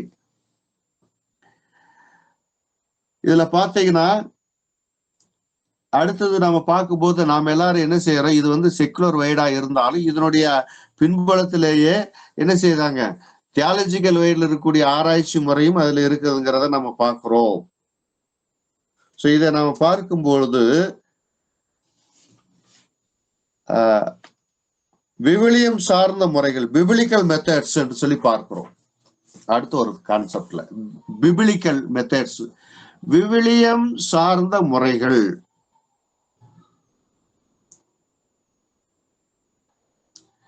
விவிலியம் சார்ந்த முறைகளில் ஏராளமான துணை பிரிவு முறைகளை நம்ம இதுல பார்க்க முடியுதுங்க. துணை விவிலியத்துல பைபிள்ல பாத்தீங்கன்னா நிறைய பிரான்ச்சஸ் இருக்குன்னு சொல்லிட்டு நம்ம என்ன செய்யறோம், தொடர்ந்து பேசிட்டே வர்றேன். அதுல பார்க்கும் பொழுது வேதாகமத்தை கற்பதிலே, விளக்குவதிலே, புரிந்து கொள்வதிலே ஏராளமான முறைகள் பின்பற்றப்படுதுங்க.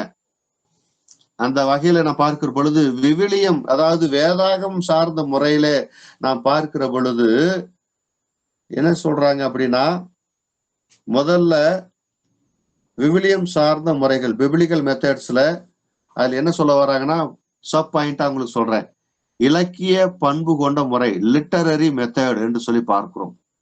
இலக்கிய பண்பு நான் உங்களுக்கு சொல்லியிருக்கிறேன், யோபுலிருந்து உன்னத பாட்டு வரைக்கும் இது இலக்கியம் சார்ந்த நூல்கள். ஆகவே இலக்கிய பண்புகள் கொண்ட முறை. அடுத்தது அகல் உரை வகை மெத்தட், அதாவது எக்ஸிஸ்டிக்கல் மெத்தட், ஒரு அகழ்ந்து எடுக்கக்கூடிய ஒரு செய்தி, கருத்து. அந்த மெத்தட்லயும் நம்ம என்ன செய்யலாம், வேதாகமத்தை ஆய்வு செய்யலாம். அடுத்தது ஹிஸ்டாரிக்கல் கிரிட்டிக்கல் மெத்தட் என்று சொல்லுவோம், வரலாற்று திறனாய்வு வகை என்று சொல்லி நான் பார்க்கிறோம். வரலாற்றை பிபிலிக்கலுடைய அந்த ஹிஸ்டாரிக்கல் வியூவை திறனாய்வு செய்து கொண்டு வரணும். இப்ப பைபிள்ல பாத்தீங்கன்னா, நேத்து காலையில எங்க சர்ச்ல ஆசா பாஷாவை கொடுத்து நான் வந்து பேசினேன். பல பேர் என்னன்ட்டாங்க, நீ பாஷாங்கிறீங்க. ஆமாயா, இருக்குதியா, அப்படிப்பட்ட ஒரு ராஜா இருக்கிறாரு, இஸ்ரவேல் இருந்தாரு அப்படின்னு சொல்லிட்டு நேற்று விலைக்கு சொல்லுகிற போது, ஓ இப்படிப்பட்ட ராஜாக்கள் எல்லாம் இருக்கிறாங்களா அப்படின்னு சொல்லிட்டு அந்த ஆஷா பாஷாவை குறித்து ஒரு திறனாய்வு செய்து ஒரு அருளுரை ஆற்றினேன். அப்போ இப்படிப்பட்ட இந்த திறனாய்வு செய்யக்கூடிய ஒரு சூழல், வரலாற்று திறனாய்வு வகையான மெத்தடும் விவிலிய சார்ந்த முறைகளிலே அதை நம்ம என்ன செய்யலாங்க, பின்பற்றலாம். அதை பார்த்தீங்கன்னா மரபுசார் வரலாற்று முறை, அதே நேரத்துல அமைப்பு ஆய்வு முறை, அமைப்பியல் முறை என்று சொன்ன இல்லைங்களா, அது இங்கேயே வந்துருச்சு. இப்படிப்பட்ட ஆய்வு முறைகள் எல்லாம் இதுல பின்பற்றப்படலாம், என்ன செய்யலாங்க, பிபிலிக்கல் மெத்தட்ல நம்ம யூஸ் பண்ணலாம். இப்போதைக்கு சுருக்கமா இதை நான் உங்களுக்கு சொல்லிட்டேன். அடுத்தது விவிலியத்துல நாம் பார்க்கிற பொழுது பிபிலிக்கல் மெத்தட்ல அடுத்த பாயிண்ட், இது மெயின் 2வது பாயிண்ட், முறைப்படுத்தப்பட்ட இறையியல், சிஸ்டமேட்டிக் தியாலஜியில நம்ம என்ன செய்யலாம், ஆய்வு செய்யலாம். சிஸ்டமேட்டிக் தியாலஜி, முறைப்படுத்தப்பட்ட இறையியல் சார்ந்த ஆய்வு. இதுல என்னென்ன செய்யலாம்னு பாத்தீங்கன்னா, விடுதலை இறையியல், லிபரேஷன் தியாலஜி. விடுதலை குறித்து பைபிள்ல என்ன சொல்லி இருக்குதுங்க, ஒரு மனிதன் எதிலிருந்து விடுதலை பெற வேண்டும், எப்படிப்பட்ட சூழலிருந்து விடுதலை பெற வேண்டும், அது ஆன்மீக ரீதியாக, சமுதாய ரீதியாக, சமய ரீதியாக அவர்கள் எப்படி விடுதலை பெற்றார்கள், அந்த விடுதலையின் வாழ்வு இன்றைக்கு இருக்கக்கூடிய கால சூழலுக்கு எவ்விதமாய் அதை நாம வந்து என்ன செய்யலாம், பொருத்தி பார்க்கலாம் என்ற ஒரு ஆராய்ச்சி அதை நீங்க செய்யலாம். அடுத்து பாத்தீங்கன்னா இந்திய கிறிஸ்தவ இறையியல், இந்தியன் கிறிஸ்டியன் தியாலஜி, முறைப்படுத்தப்பட்ட இறையியல். அடுத்த பாயிண்ட் பாத்தீங்கன்னா, இந்திய கிறிஸ்தவ இறையியலாளர்கள் அவர்கள் எவ்விதமாய் கிறிஸ்துவை கண்டார்கள், அவங்க ஆராய்ந்து சொன்ன விஷயம் என்ன என்று சொல்லி நாம் கூடுதலாக நாம் கற்றுக்கொண்டவைகளிலிருந்து ஒரு புதிய கருத்தை நாம் உள்ள சொல்லக்கூடிய ஒரு விஷயம். இந்திய கிறிஸ்தவ இறையியல், இந்தியன் கிறிஸ்டியன் தியாலஜில அதை நம்ம கொண்டு வரலாம். முறைப்படுத்தப்பட்ட இறையியல் ஆராய்ச்சியில அந்த முறையில நம்ம கொண்டு வரலாம். அதே நேரத்துல அடுத்த பாயிண்ட் பாத்தீங்கன்னா, தமிழ் கிறிஸ்தவ இறையியல், தமிழ் கிறிஸ்டியன் தியாலஜி நிறையவே இருக்கு. தமிழ் கிறிஸ்தவ இறையியல், தமிழ் கிறிஸ்டியன் தியாலஜி.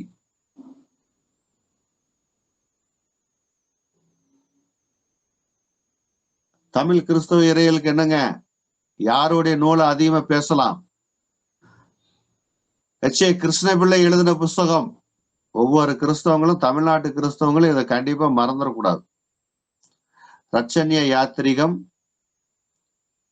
ரட்சண்ய மனோகரம், ரட்சண்ய சமய நிர்ணயம், அற்புதமான ஒரு இலக்கியத்தை படைத்து தமிழ் கிறிஸ்தவ இறையியலுக்கு ஒரு புதிய ஆக்கத்தையும் ஊக்கத்தையும் கொடுத்தவர் H.A. கிருஷ்ணபிள்ளை.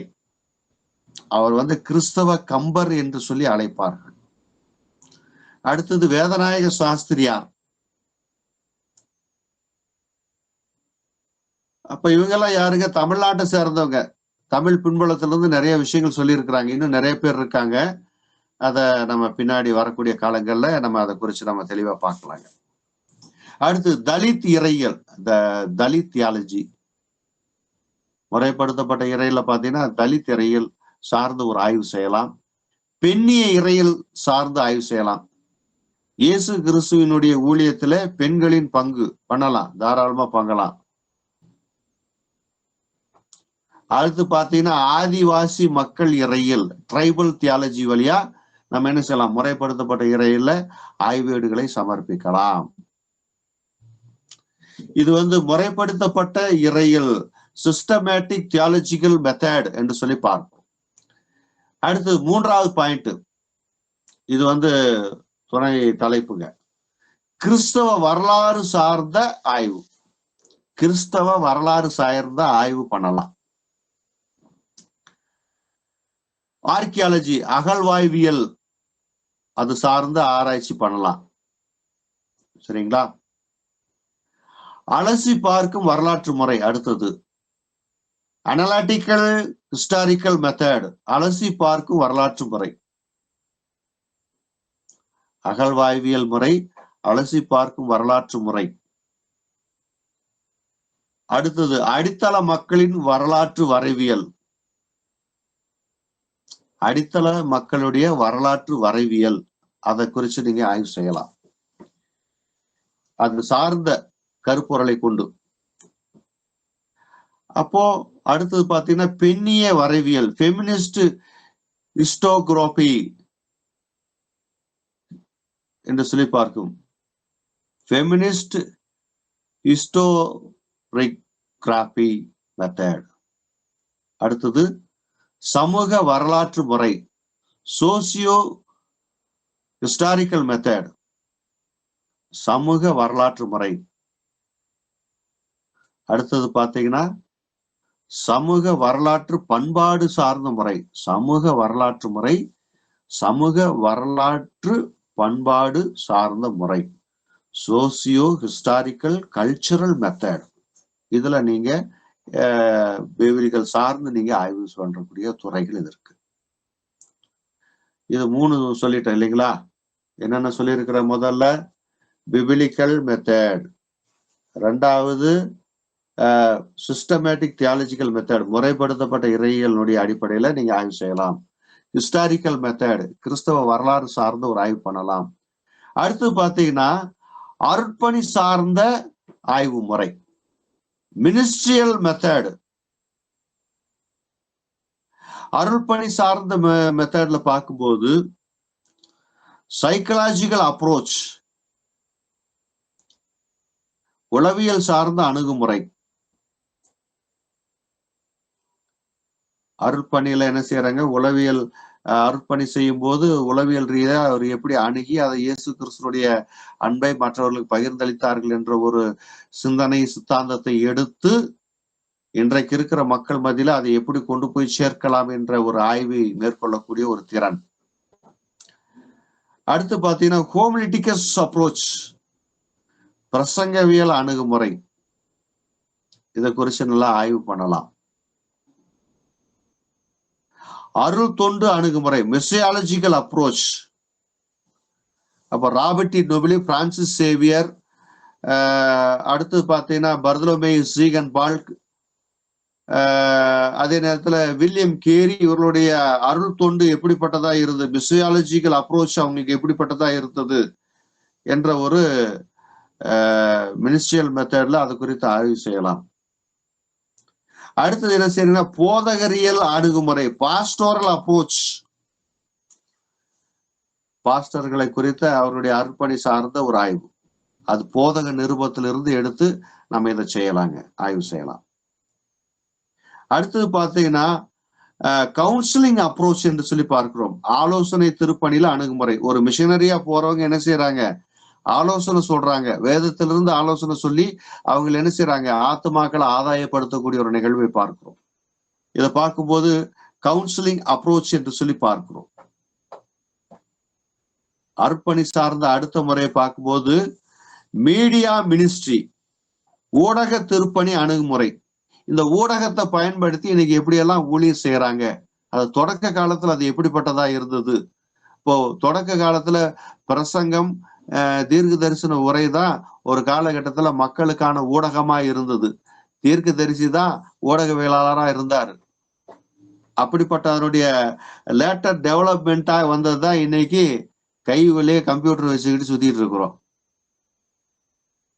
சோ இத பயன்படுத்தி எப்படி ஊழியம் செய்யலாம், அல்லது என்ன செய்யலாம், இன்னைக்கு ஐடி ஃபீல்டு இருக்கக்கூடிய மக்கள் மத்தியில அவங்களுக்கு இருக்கக்கூடிய டென்ஷன் மத்தியில அவங்களுடைய வாழ்க்கை சூழல்கள், அவங்களுடைய சுபாவங்கள், குடும்பத்தை அவங்க கவனிச்சுக்கிற விதம், அவங்களுக்கு கூடிய டிப்ரெஷன், அவங்களுக்குரிய இருக்கக்கூடிய சோர்வுகள், அவங்களுக்குள்ள இருக்கக்கூடிய கவலைகளை குறித்து ஆய்வு செய்து உளவியல் ரீதியாக கட்டுரை சமர்ப்பிக்கலாம்.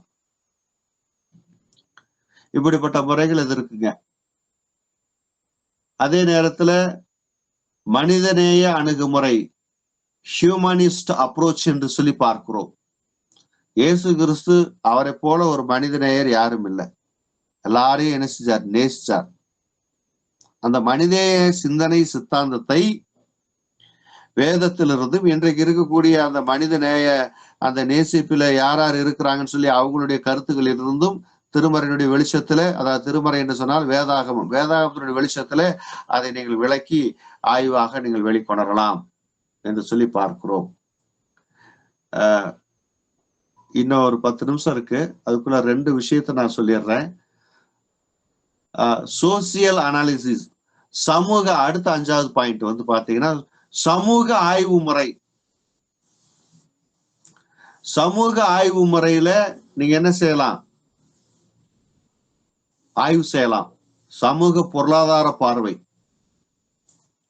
இயேசுநாதர் வாழ்ந்த காலகட்டத்துல மக்கள் எவ்விதமாயெல்லாம் சுரண்டப்பட்டாங்கன்னு சொல்லி அந்த பொருளாதார ஆய்வு முறையை நீங்கள் செய்து அதை இக்காலத்தோடு ஒப்பிட்டு காணலாம். அடுத்தது பாத்தீங்கன்னா சமூக பண்பாட்டு பார்வை.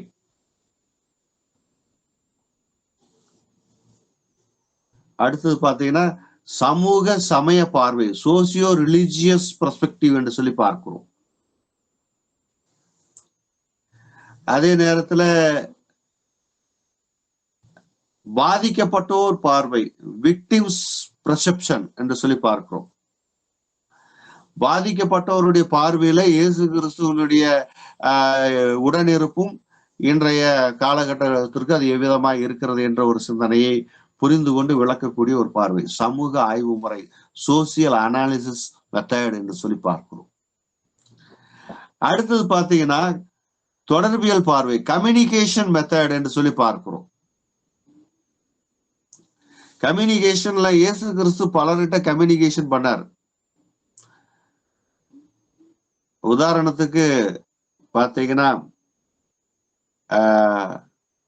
யோவான் 4ஆம் அதிகாரத்துல சமாரிய பெண்ணோடு அவர் என்ன செஞ்சாருங்க, பேசினது, கானானிய பெண்ணிடத்துல பேசினது,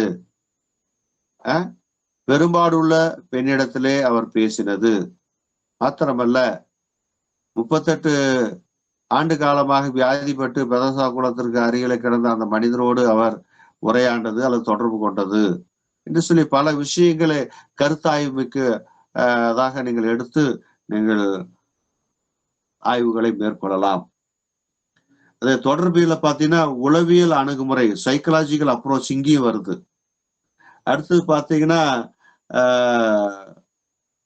பகுப்பாய்வு கான்செப்ட், கண்டென்ட் அனாலிசிஸ் என்று சொல்லி பார்க்கிறோம். இப்போ கண்டென்ட் என்ன சொல்லுது, அதை சார்ந்த ஒரு ஆய்வை நம்ம என்ன செய்யலாம், மெத்தேடு கொண்டுட்டு போகலாம். அடுத்தது பாத்தீங்கன்னா 7வது பாயிண்ட், ரிலிஜியோ சென்ட்ரிக் மெத்தட் என்று சொல்லி பார்க்கிறோம். சமய பார்வை ஆய்வு முறை,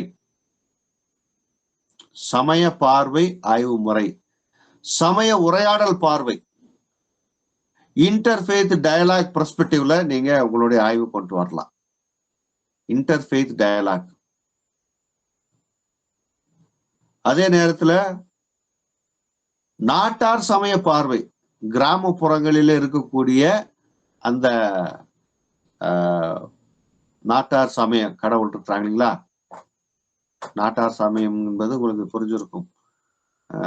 நிறைய அது ஃபார் எக்ஸாம்பிள் சுடலை மாடன், அப்புறம் நாட்டார் தெய்வங்கள், பல விதமான பேர்லாம் சொல்றாங்க, அதிகமா பேச வேண்டாம், உங்களுக்கு புரிஞ்சிருக்கும். அப்ப நாட்டார் சமய பார்வையில கிறிஸ்துவனுடைய அன்பை எப்படி வெளிப்படுத்தி காட்டுகிறோம் என்று சொல்லி அந்த ஒரு சிந்தனை. சரிங்களா? இதுல பாத்தீங்கன்னா அதுல ஒருத்தர் புக்கு எழுதியிருக்கிறாரு, இயேசு கிறிஸ்துவே சுப்பிரமணியர் அப்படின்னு சொல்லிட்டு ஒரு புக் எழுதியிருக்கிறாரு. சரிங்களா? அதெல்லாம் நம்ம பார்க்கணும். இதெல்லாம் நாட்டார் சமய பார்வையில அது எப்படி என்ற இதை பார்க்கணும். ஆதிவாசி சமய பார்வையில ட்ரைபல் ரிலிஜியஸ் பெர்ஸ்பெக்டிவ் என்று சொல்லி பார்க்கிறோம். ஆதிவாசிகளுடைய சமய பார்வையில அவருடைய கிறிஸ்தவ தன்மை எப்படிப்பட்டதா இருக்கிறது, அது கிறிஸ்தவம் சார்ந்து அவர்கள் எப்படி அந்த சமயத்தை தழுவுகிறார்கள் என்ற ஒரு ஆய்வை இவ்விதமாய் மேற்கொள்ளுகிறார்கள். ஸோ இந்த 7 வகையான ஒரு பெர்ஸ்பெக்டிவ் வேதாகமம் சார்ந்து இதை குறித்து நாம் ஆய்வு செய்ய முடியக்கூடிய ஒன்றாக இருக்கிறது. ஆகவே இன்றைக்கு இந்த அமர்வை இந்த இடத்துல நிறைவு செய்கிறேன். இன்றைக்கு நம்ம கற்றுக்கொண்ட இந்த ஆய்வு முறைகளிலே நீங்கள் சிறப்பானதை கற்று தேர்ந்து நீங்கள் ஆய்வு செய்ய அன்போடு கூட கேட்டுக்கொள்ளப்படுகிறீர்கள். இது ஒரு கேள்வி நேரம். நீங்க இப்போ நீங்க கேள்விகள் கேட்கலாம். என்னால் இயன்ற வரைக்கும் நான் உங்களுக்கு பதில் சொல்கிறேன். ஆராய்ச்சி முறைகள், மெத்தட்ஸ் ஆஃப் ரிசர்ச் என்று சொல்லி பார்த்தோம். அதிலிருந்து உங்களுக்கு சொன்ன பொதுவான ஒரு ஆய்வு முறைக்கு இதுக்கு எந்த வித்தியாசமும் இல்லை. எல்லாம் என்னதுங்க, ஒரே மாதிரியா இருக்கிறது. ஆனா வேதாகம ரீதியில இன்னைக்கு எப்படியெல்லாம் நீங்க ஆராய்ச்சி முறைக்கான பாயிண்ட்ஸ் இருக்குது அப்படிங்கிற ஒரு விஷயத்த உங்களுக்கு நான் பேசியிருக்கேன். இதுல ஏதாவது உங்களுக்கு கருத்துக்கள் சந்தேகங்கள் இருந்தா நீங்க சொல்லலாம். மைக் ஆன் பண்ணி நீங்க ஒருத்தரா நீங்க பேசலாம்.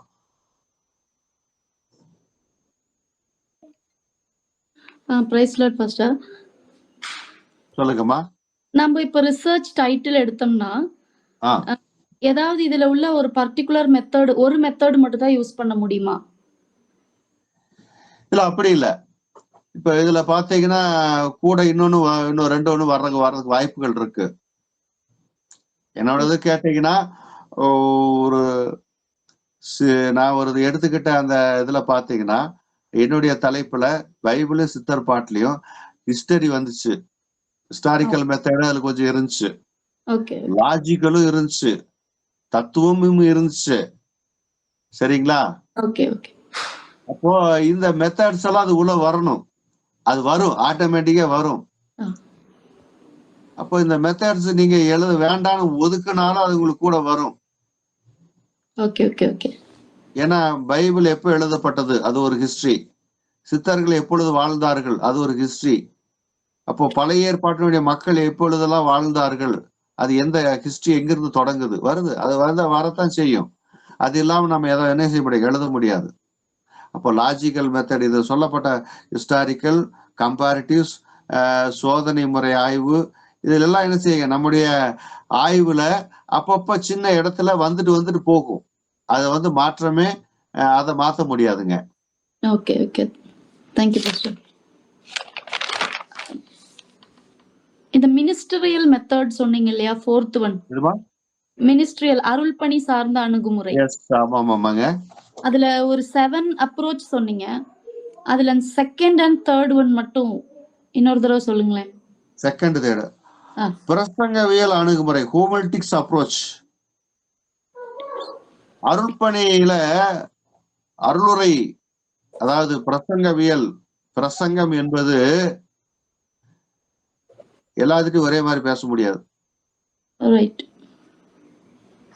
அப்போ என்ன செய்யணும், மக்கள், நாம எந்த மக்களை சந்திக்க போறோம், அவங்களுடைய படிப்பு அறிவு எப்படிப்பட்டதா இருக்குது, அவங்க எந்த பின்னணியத்தை சார்ந்து இருக்கிறாங்க, இது எல்லாம் நம்ம உள்வாங்கிட்டு தான் பிரசங்கிக்க முடியும்.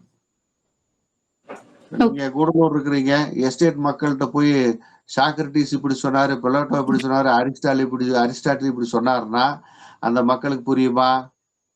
புரியாது.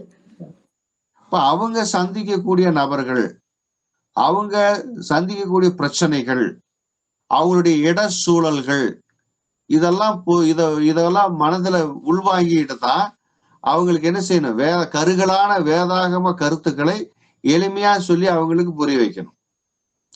அப்ப இதுல என்னன்னு கேட்டீங்கன்னா, ஹோமிலெட்டிக்கல் அப்ரோச்சஸ்ல இதை நம்ம வந்து இன்னைக்கு யார் இடத்துல எப்படி சொல்லணும், எப்படிப்பட்ட அணுகுமுறையை நம்ம பின்பற்றோம் பண்ணணும் அப்படிங்கிற அது சார்ந்த ஒரு ஆய்வுகளை நம்ம என்ன செய்யலாம், மேற்கொள்ளலாம். அதே நேரத்துல இன்றைக்கு அருளுரையை கேட்க விரும்பாத மக்களுடைய மனதும் இருக்குது. ஆலயத்துல உட்கார்ந்து இருப்பாங்க, பாடி மட்டும்தான் இருக்கு, ஆனா மைண்ட்ல எங்கெங்கே சந்திர மண்டலத்துக்கே போயிட்டு வரக்கூடிய ஆட்களும் இருக்கத்தான் செய்யறாங்க. இப்படிப்பட்டவைகள் எல்லாவற்றையும் மனதில் வைத்துக்கிட்டு போடணும். அடுத்து தேர்ட் ஒன்னு கேட்டீங்க, அருள் தொண்டு அணுகுமுறை. அருள் தொண்டு அணுகுமுறை அப்படிங்கும் போது இதுக்கு நீங்க என்ன செய்யணும் அப்படின்னா, இந்தியன் சர்ச் ஹிஸ்டரி படிக்கணும். அப்படி சர்ச் ஹிஸ்டரி படிக்கும் போதுதான் ராபர்ட் நொபிலி என்ன செஞ்சாரு, பிரான்சிஸ் சேவியர் என்ன செஞ்சாரு, அவங்களுடைய மிஷனரி மெத்தட் எப்படிப்பட்டதா இருந்தது. ராபர்ட் நொபிலி பாத்தீங்கன்னா கோட்டு சூட்டு பூட்டெல்லாம் வந்து கழட்டி போட்டு காவி உடை அணிந்தார். அவர் பீஸா பர்கர் எல்லாம் சாப்பிடல. அவர் வந்து பச்சரிசியும் மரக்கறின்னா என்னதுங்க, கீரை பருப்பு வகையில காய்கறி வகைகளை சாப்பிட்டாரு. எளிய குடிசையில அவர் வந்து வாழ்ந்தாரு. அதனால உயர் சாதி இந்துக்கள் எல்லாம் அவர் மூலமா ஆண்டவர் இயேசு கிறிஸ்துவை அறிந்து கொண்டார்கள். அவர் தானே பூநூல் போட்டவர்? ஆமாமா.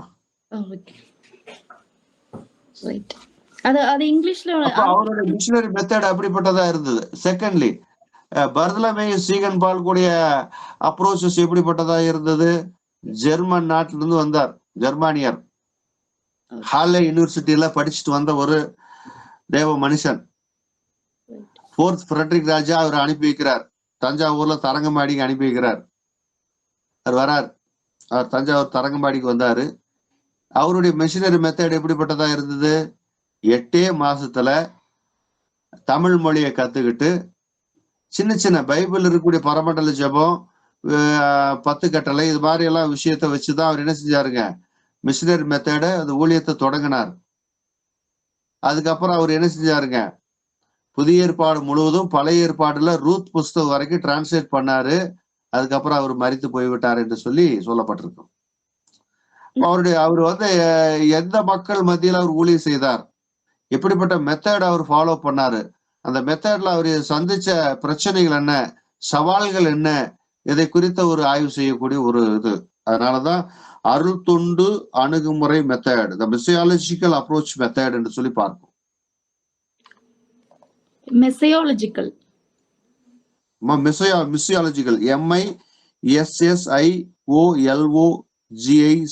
மிஷியாலஜிக்கல் approach. Okay okay, thank you pastor, thank you. ஓகேம்மா.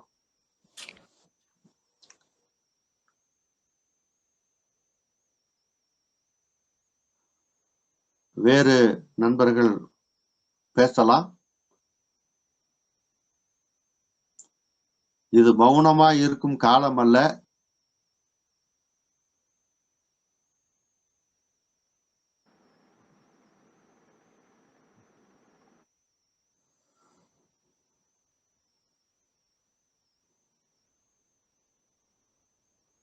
மைக் ஒரு சிலர் ஆன் பண்றீங்க, என்ன கேட்கறதுன்னு தெரியாம டக்குன்னு அப்படியே ஆஃப் பண்ணிடுறீங்க. கேளுங்க, உங்க மனசுல எது இருந்தாலும் கேட்கலாம் நண்பர்களே. நான் எனக்கு தெரிஞ்ச வரைக்கும் உங்களுக்கு நான் பதில் சொல்றேன்ட்டேன். நான் கற்றுக்கொண்டவையிலிருந்து உங்களுக்கு சொல்லித்தரேன். ஐயா, உங்களுடைய செய்திகள் யூடியூப்ல இருக்கா? ஐயா, உங்க செய்திகள் யூடியூப்ல இருக்கா? இல்லையா, நான் அந்த அளவுக்கெல்லாம் நான் பகிர்றது இல்லைங்கய்யா. சரி ஐயா. ரிட்டர்ன் வேர்டுக்கும் ரிவீல்டு வேர்டுக்கும், written word revealed word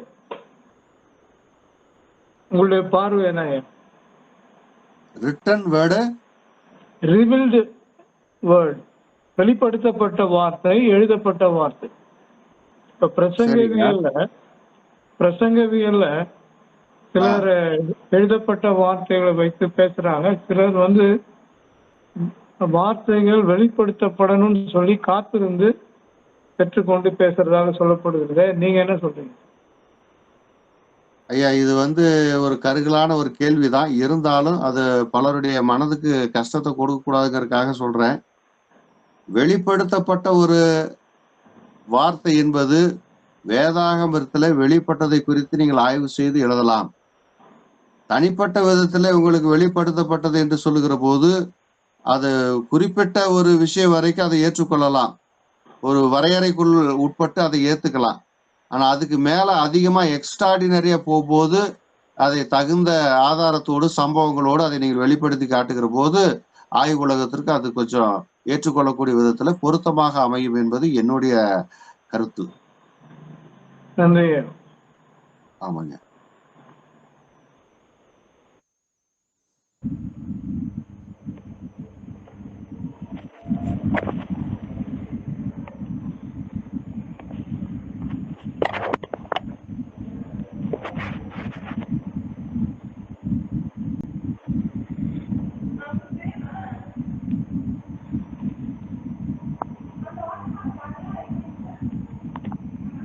brother, வேறு நண்பர்கள் கேள்வி கேட்கலாம். கேக்குதுங்களா? ஐயா கேக்குது. ஜானையா சொல்லுங்க. ஐயா, நீங்க இந்த லாஸ்ட் பாயிண்ட், அந்த ரெலிகோ சென்ட்ரிக் மெத்தட் அப்படின்னு சொன்னீங்கல்ல, அந்த நாடார் சமய பார்வை. நாட்டார் தயவு செய்து ஐயா கொஞ்சம் வார்த்தையை கொஞ்சம் கவனிங்க. ஏன்னா இது பொதுவெளி தளத்துல நம்ம பேசுறோம். நாட்டார் சமய பார்வை அப்படின்னா போல்க்ளோர் பெர்ஸ்பெக்டிவ். ஓகே. கிராமப்புற, அதாவது இந்து சமய கடவுள பாத்தீங்கன்னா பிரம்மதேவன் கோயில், சுடலை மாடன் கோயில் அப்படிம்பாங்க. இது நாட்டார் வழக்கத்துக்கு உண்டான ஒரு கடவுள்கள். ஓகே. அப்போ அந்த சமய பார்வையிலிருந்து நாம் கிறிஸ்துவானிட்டியை எப்படி அணுகலாம், அல்லது அந்த கருத்துக்களோடு கிறிஸ்தவ சமயத்தினுடைய சித்தாந்தங்கள் பொருந்தி போகுதா அப்படின்னு பகுத்து பார்த்து நம்ம ஒரு ஆய்வு செய்யலாங்க. எஸ் பாஸ்டர், லாஸ்ட் டைம் நம்ம ஒரு புக் எடுத்தோம். அதுல கிறிஸ்துவ நாட்டார் நாடகங்கள் மூலமா தெய்வங்கள் அவங்க நாடகமா? ஆமா, நாட்டார் நாடகங்கள் அப்படின்னு ஒரு கிறிஸ்துவ நாட்டார் நாடகங்கள் சொல்லிட்டு ஒரு நாட்டார் நாடகங்களை குறித்து நீங்கள் ஆய்வு செய்யறதா இருந்தா அது அப்படிப்பட்ட ஒரு நாடகவியல்ல ஐயா நீங்க சொல்ல வந்த கருத்தை முழுசா சொல்லுங்க ஐயா, நான் கேட்கிறேன். ஆமாய்யா, அதாவது நீங்க அந்த நாட்டார் சமய பார்வை வேற, இந்த கிறிஸ்துவ நாட்டார் நாடகங்கள் அந்த இது வேறையா? அந்த ஒரு ஒரு தமிழ் மரபில் கிறிஸ்தவம் சொல்லிட்டு ஒரு புக்கு நம்ம எடுத்தோம். சரிங்க. அதுல குறிக்கப்பட்டிருக்கு அந்த கிறிஸ்துவ நாட்டார். அவங்க அந்த காலத்துல கிறிஸ்துவ நாட்டார்கள் நாடகம் மூலியமா அந்த இயேசு கிறிஸ்துவ அவங்க மக்கள்கிட்ட எடுத்து சொல்றாங்க அப்படின்னு சொல்லிட்டு அந்த கட்டுரையில போட்டிருக்கு. முனைவர் வே கட்டளை கைலாசம். சரிங்க. இப்ப நீங்க அது ஒன்னா இல்ல அது வேற அது வேற இது வேறயா? நாட்டார் சமய பார்வை. இப்போ நாட்டார் சமய பார்வை என்று சொன்னால் நான் தான் உங்களுக்கு சொன்னது போல பிரம்மதேவன் கோவில், அப்புறம் பாத்தீங்கன்னா சுடலை மாடன், இது மாதிரி அம்மன் வழிபாடு, இதெல்லாம் பாத்தீங்கன்னா நாட்டார் வழக்காற்று சமயம் பார்வை. ஓகே.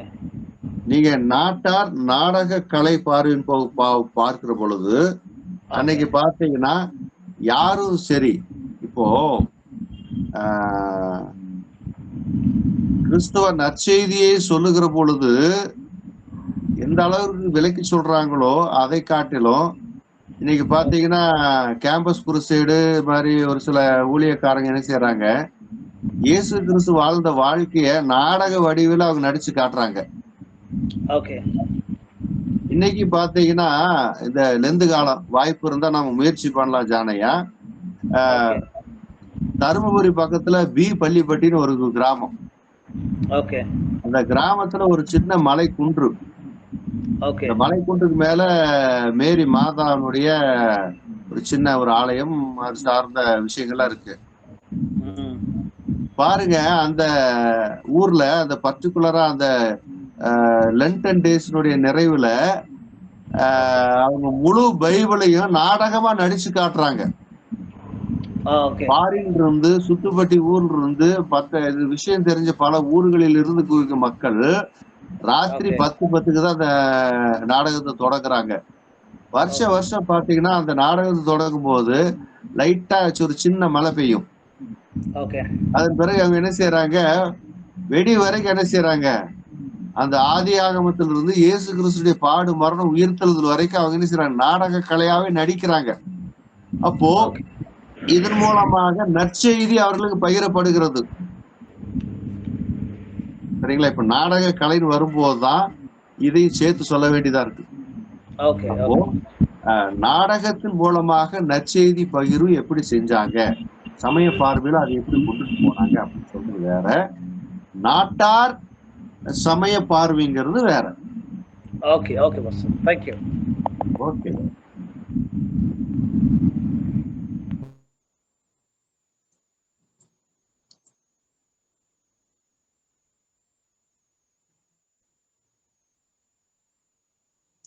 வேற நண்பர்கள் கேட்கலாங்க.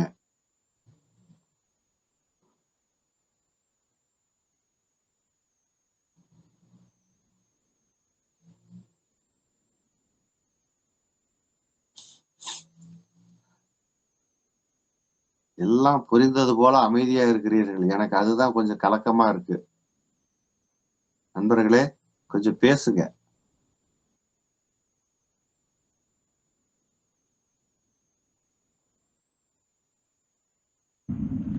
ஐயா, இந்த இன்னைக்கு நடந்த கிளாஸ் ரெக்கார்ட் பண்ணிருக்காரா தெரியல. பாஸ்டர் ஜான் கிட்ட கேட்கணும். ஏன்னா நான் பாதி தான் வந்தேன், வெளியே போயிருந்தேன். தெரியலையா, நீங்க பிரின்சிபால்கிட்ட கேளுங்க, அவரு இப்படி பண்ணிருக்காருன்னு எனக்கு தெரியல. சரி சரி, நீங்க கேட்டு இது பண்ணுங்க. சரி சரி. உங்களுக்கான அந்த நோட்ஸ் இப்போ ஆயத்தம் ஆயிட்டு இருக்கு. அந்த டைமுக்கு அது கொஞ்சம் நான் எழுதி உங்களுக்கு நான் தரேன், அதை வச்சு நீங்க படிச்சுக்கங்க. Thank you thank you. ஆனா அதுக்காக வேண்டி நீங்க கிளாஸ்ல நோட்ஸ் எடுக்காம விட்டுறக்கூடாது, அதை நோட்ஸ் எடுத்தே ஆகணும். ஏன்னா நான் பேசக்கூடிய சில இல்லஸ்ட்ரேஷன் எல்லாம் நீங்க அந்த எக்ஸாம் டைம்ல எழுதும் போது இன்னும் கொஞ்சம் வலிமையா இருக்கும். உங்களுக்கு மார்க்கு ஸ்கோர் பண்றதுக்குண்டான ஒரு வாய்ப்பு அதுல இருக்கு. எல்லா விஷயத்தையும் பேப்பர்ல எழுதவும் முடியாது. ஸோ இதை நீங்க கவனத்தில் கொள்ள உங்களுடைய அன்போடு கூட கேட்கும். Yes yes brother. Thank you thank you. Okay.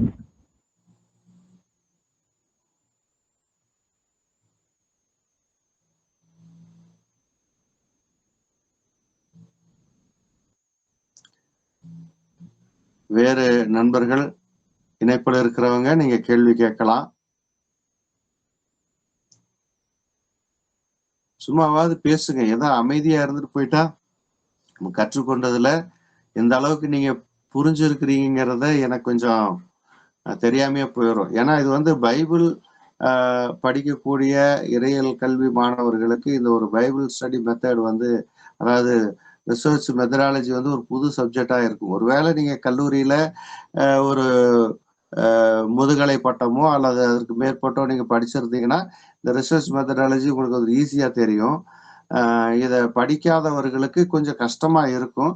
ஆனா ஒன்றும் பிரச்சனை இல்லை. இயல்பா நீங்க வந்து உங்களுடைய கருத்துல என்ன உதிக்குதோ அதை நீங்க என்ன செய்யலாம், இயல்பா பேசலாம், எழுதலாம்.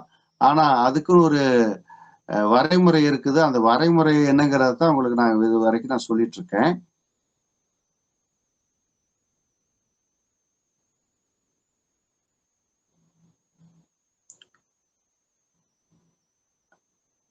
நண்பர்கள், நீங்க கேள்விகளை கேட்கலாம்.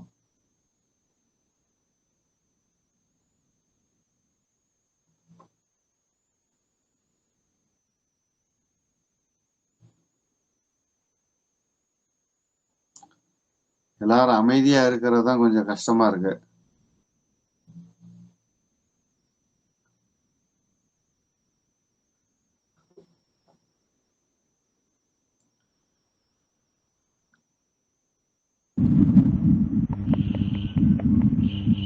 பாஸ்டர், இந்த சிஸ்டமேட்டிக் தியாலஜி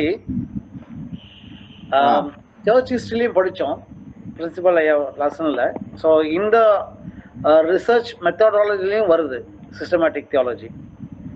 அதாவது முறைப்படுத்தப்பட்ட சிஸ்டமேட்டிக் தியாலஜியில நீங்க விடுதலை இறையியல், இந்திய கிறிஸ்தவ இறையியலை குறித்து, தமிழ் கிறிஸ்தவ இறையியல், தலித் இறையியல், பெண்ணிய இறையியல் சார்ந்து, ஆதிவாசி மக்கள் இறையியல் சார்ந்து உங்களுடைய ஆய்வேடுகளை சமர்ப்பிக்கலாம், ஆய்வு செய்து அதை நீங்கள் சமர்ப்பிக்கலாம் என்பதற்காக நான் இந்த விஷயத்தை நான் சொன்னேன்.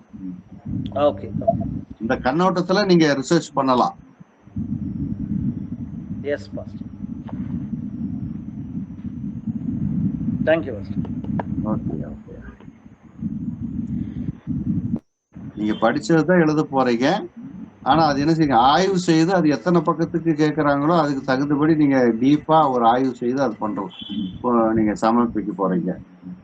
நான் இந்த மாதிரியான மெத்தட்ஸ் எல்லாம் இருக்குதுன்னு தான் இன்னைக்கு நான் சொல்ல வந்த ஒரு பாடம். ஓகே,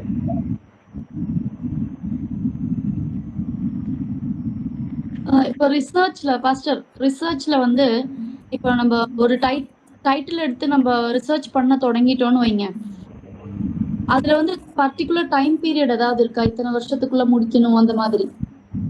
அது உங்களுடைய பிரின்சிபல் அவரு என்ன சொல்றாங்களோ, கல்லூரியில என்ன ஒரு சட்ட ஒழுங்குகள் வச்சிருக்காங்களோ அதுக்குள்ள முடிக்கணும். 1 இயர்னா 1 இயர், 2 இயர்னா 2 இயர் முடிக்கணும். நான் தலைப்பு எடுத்துக்குவேன், 4-5 வருஷத்துக்கு என்ன கண்டுக்கிட கூடாது, நான் மொல்லமா தான் முடிப்பேன் அப்படின்னு சொல்லிட்டு நம்ம பண்ணக்கூடாது. கால அவகாசத்திற்குள்ள முடிக்கணும். ஒருவேளை தேவைப்பட்டா ஒரு 3 ஒரு 6 மாசம் வரைக்கும் உங்க பிரின்சிபல், உங்களுடைய கல்லூரி நிர்வாகம், அது சார்ந்த கமிட்டி ஒப்புதல் கொடுக்கும் என்று சொன்னால் நீங்க அவங்கள்ட்ட டைம் கேட்டு ஒரு 3 to 6 months வரைக்கும் எடுத்துக்கலாம். அது வந்து அவங்களுடைய பிரின்சிபலை பொறுத்தா இருக்கு.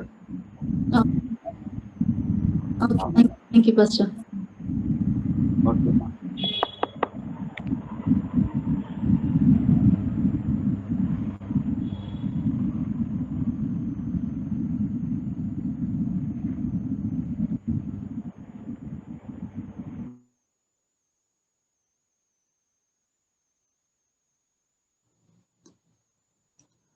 வேற யாராவது பேச விருப்பமா இருக்கீங்களா, கேள்வி கேட்கறதுக்கு?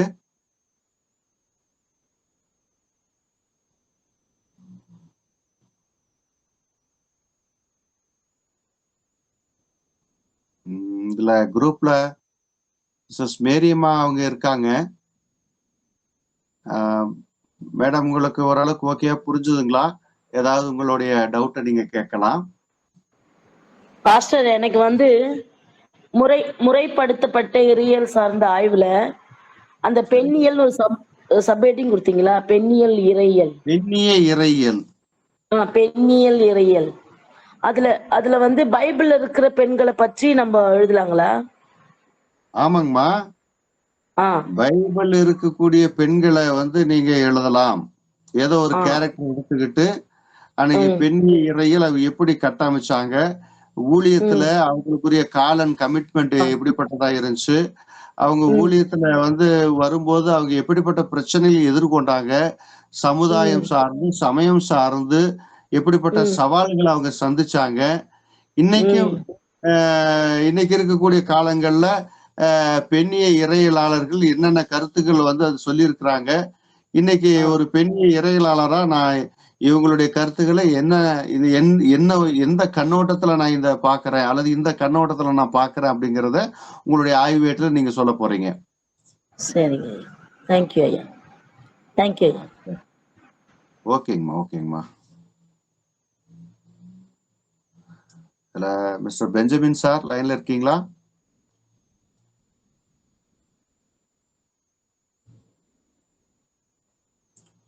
ஓகே, வேற உதயகுமார் சார் இருக்காங்களா? இருக்கும் பாஸ்டர். சார் உங்களுக்கு ஏதாவது? இல்ல சார், இல்ல பாஸ்டர், எனக்கு டவுட் இல்ல பாஸ்டர். எனக்கு டவுட் இல்ல பாஸ்டர். சார் டவுட் இல்லைங்களா? இல்லைங்க சார், இல்லைங்க சார்.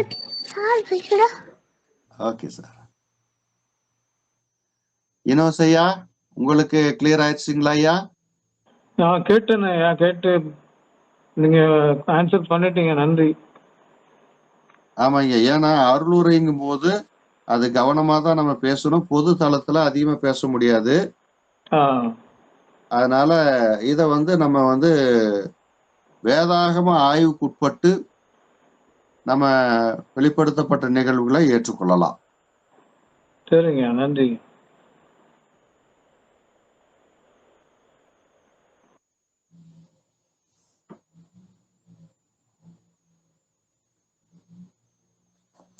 இன்னும் வேற யாராவது நண்பர்கள் இருக்கீங்களா?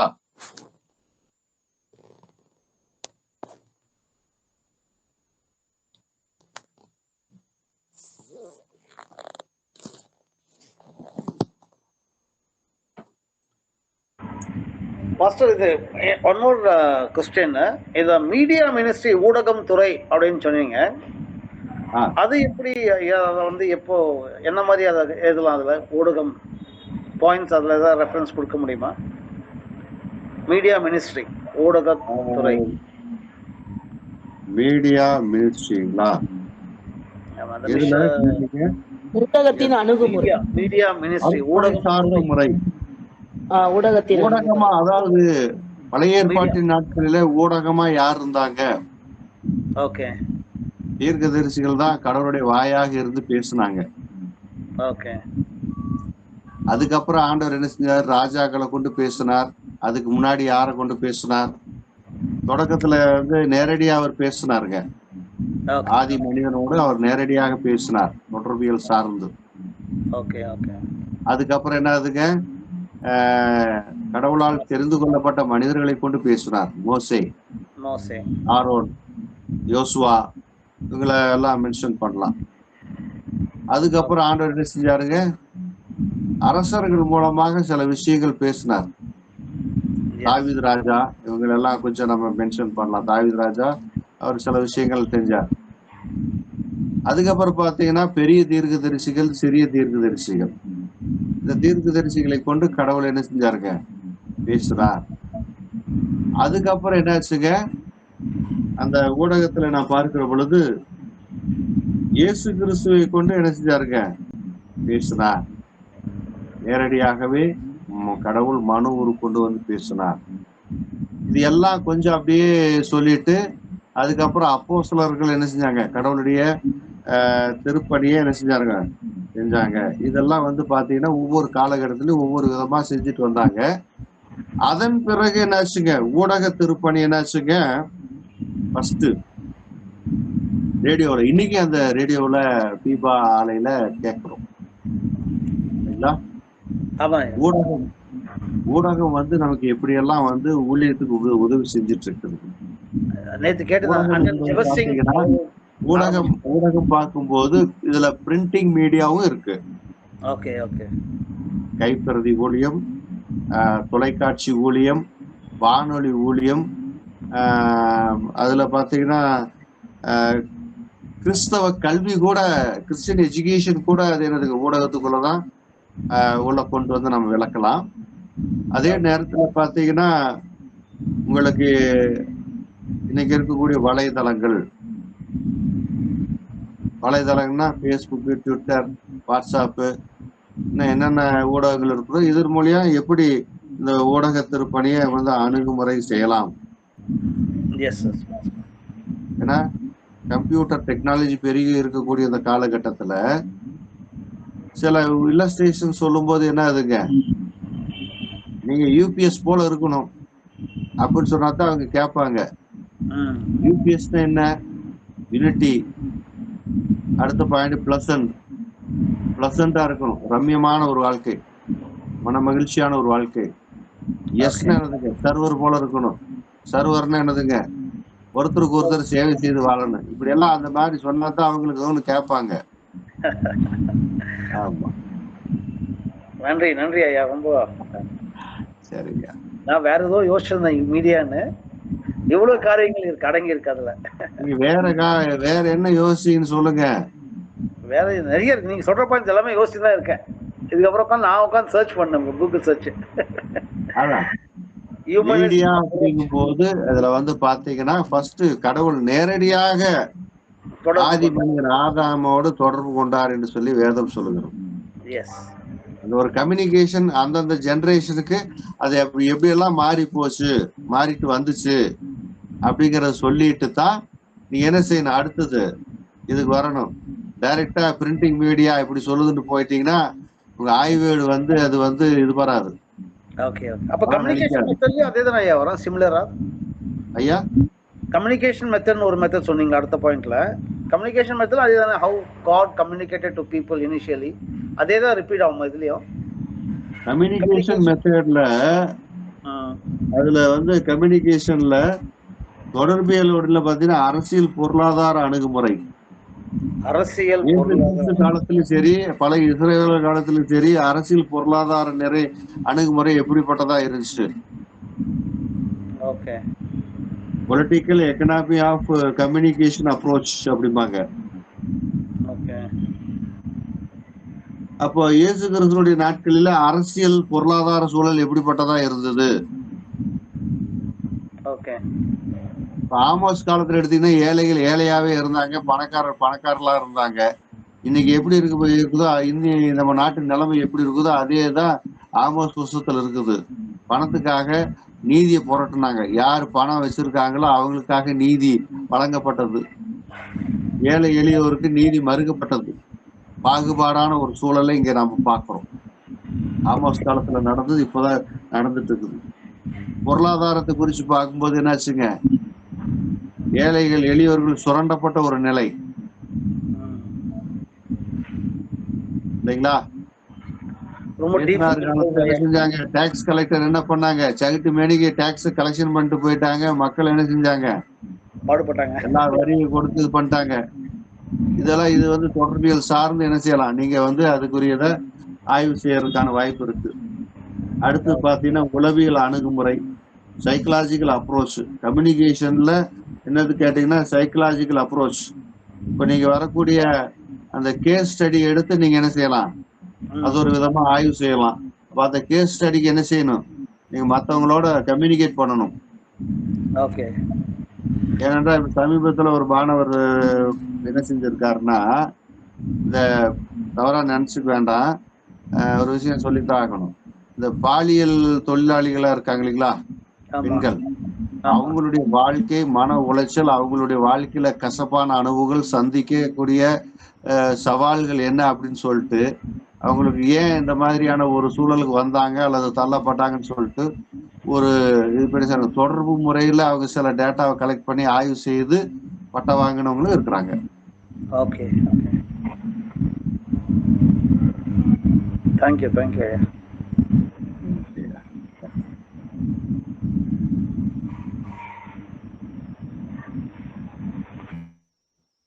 அதோட நீங்க இது ஐடி ஃபீல்டு இருக்கிறவங்களுடைய கஷ்டமான வலி வேதனை இதெல்லாம் வந்து என்ன செஞ்சுக்கலாம், கம்யூனிகேட் பண்ணி தெரிஞ்சுக்கிட்டு அதை வந்து என்ன செய்யலாம், அது ஒரு ஆய்வோட நீங்க சமர்ப்பிக்கலாம்.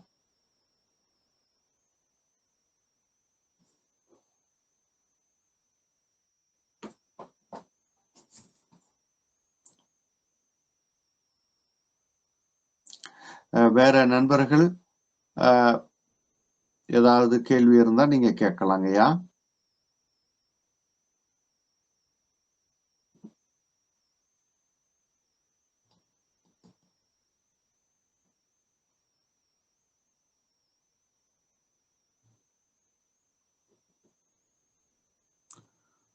ஓகே, மணி 8:25 ஆயிடுச்சு, க்ளோசிங் டைம் ஆகுது.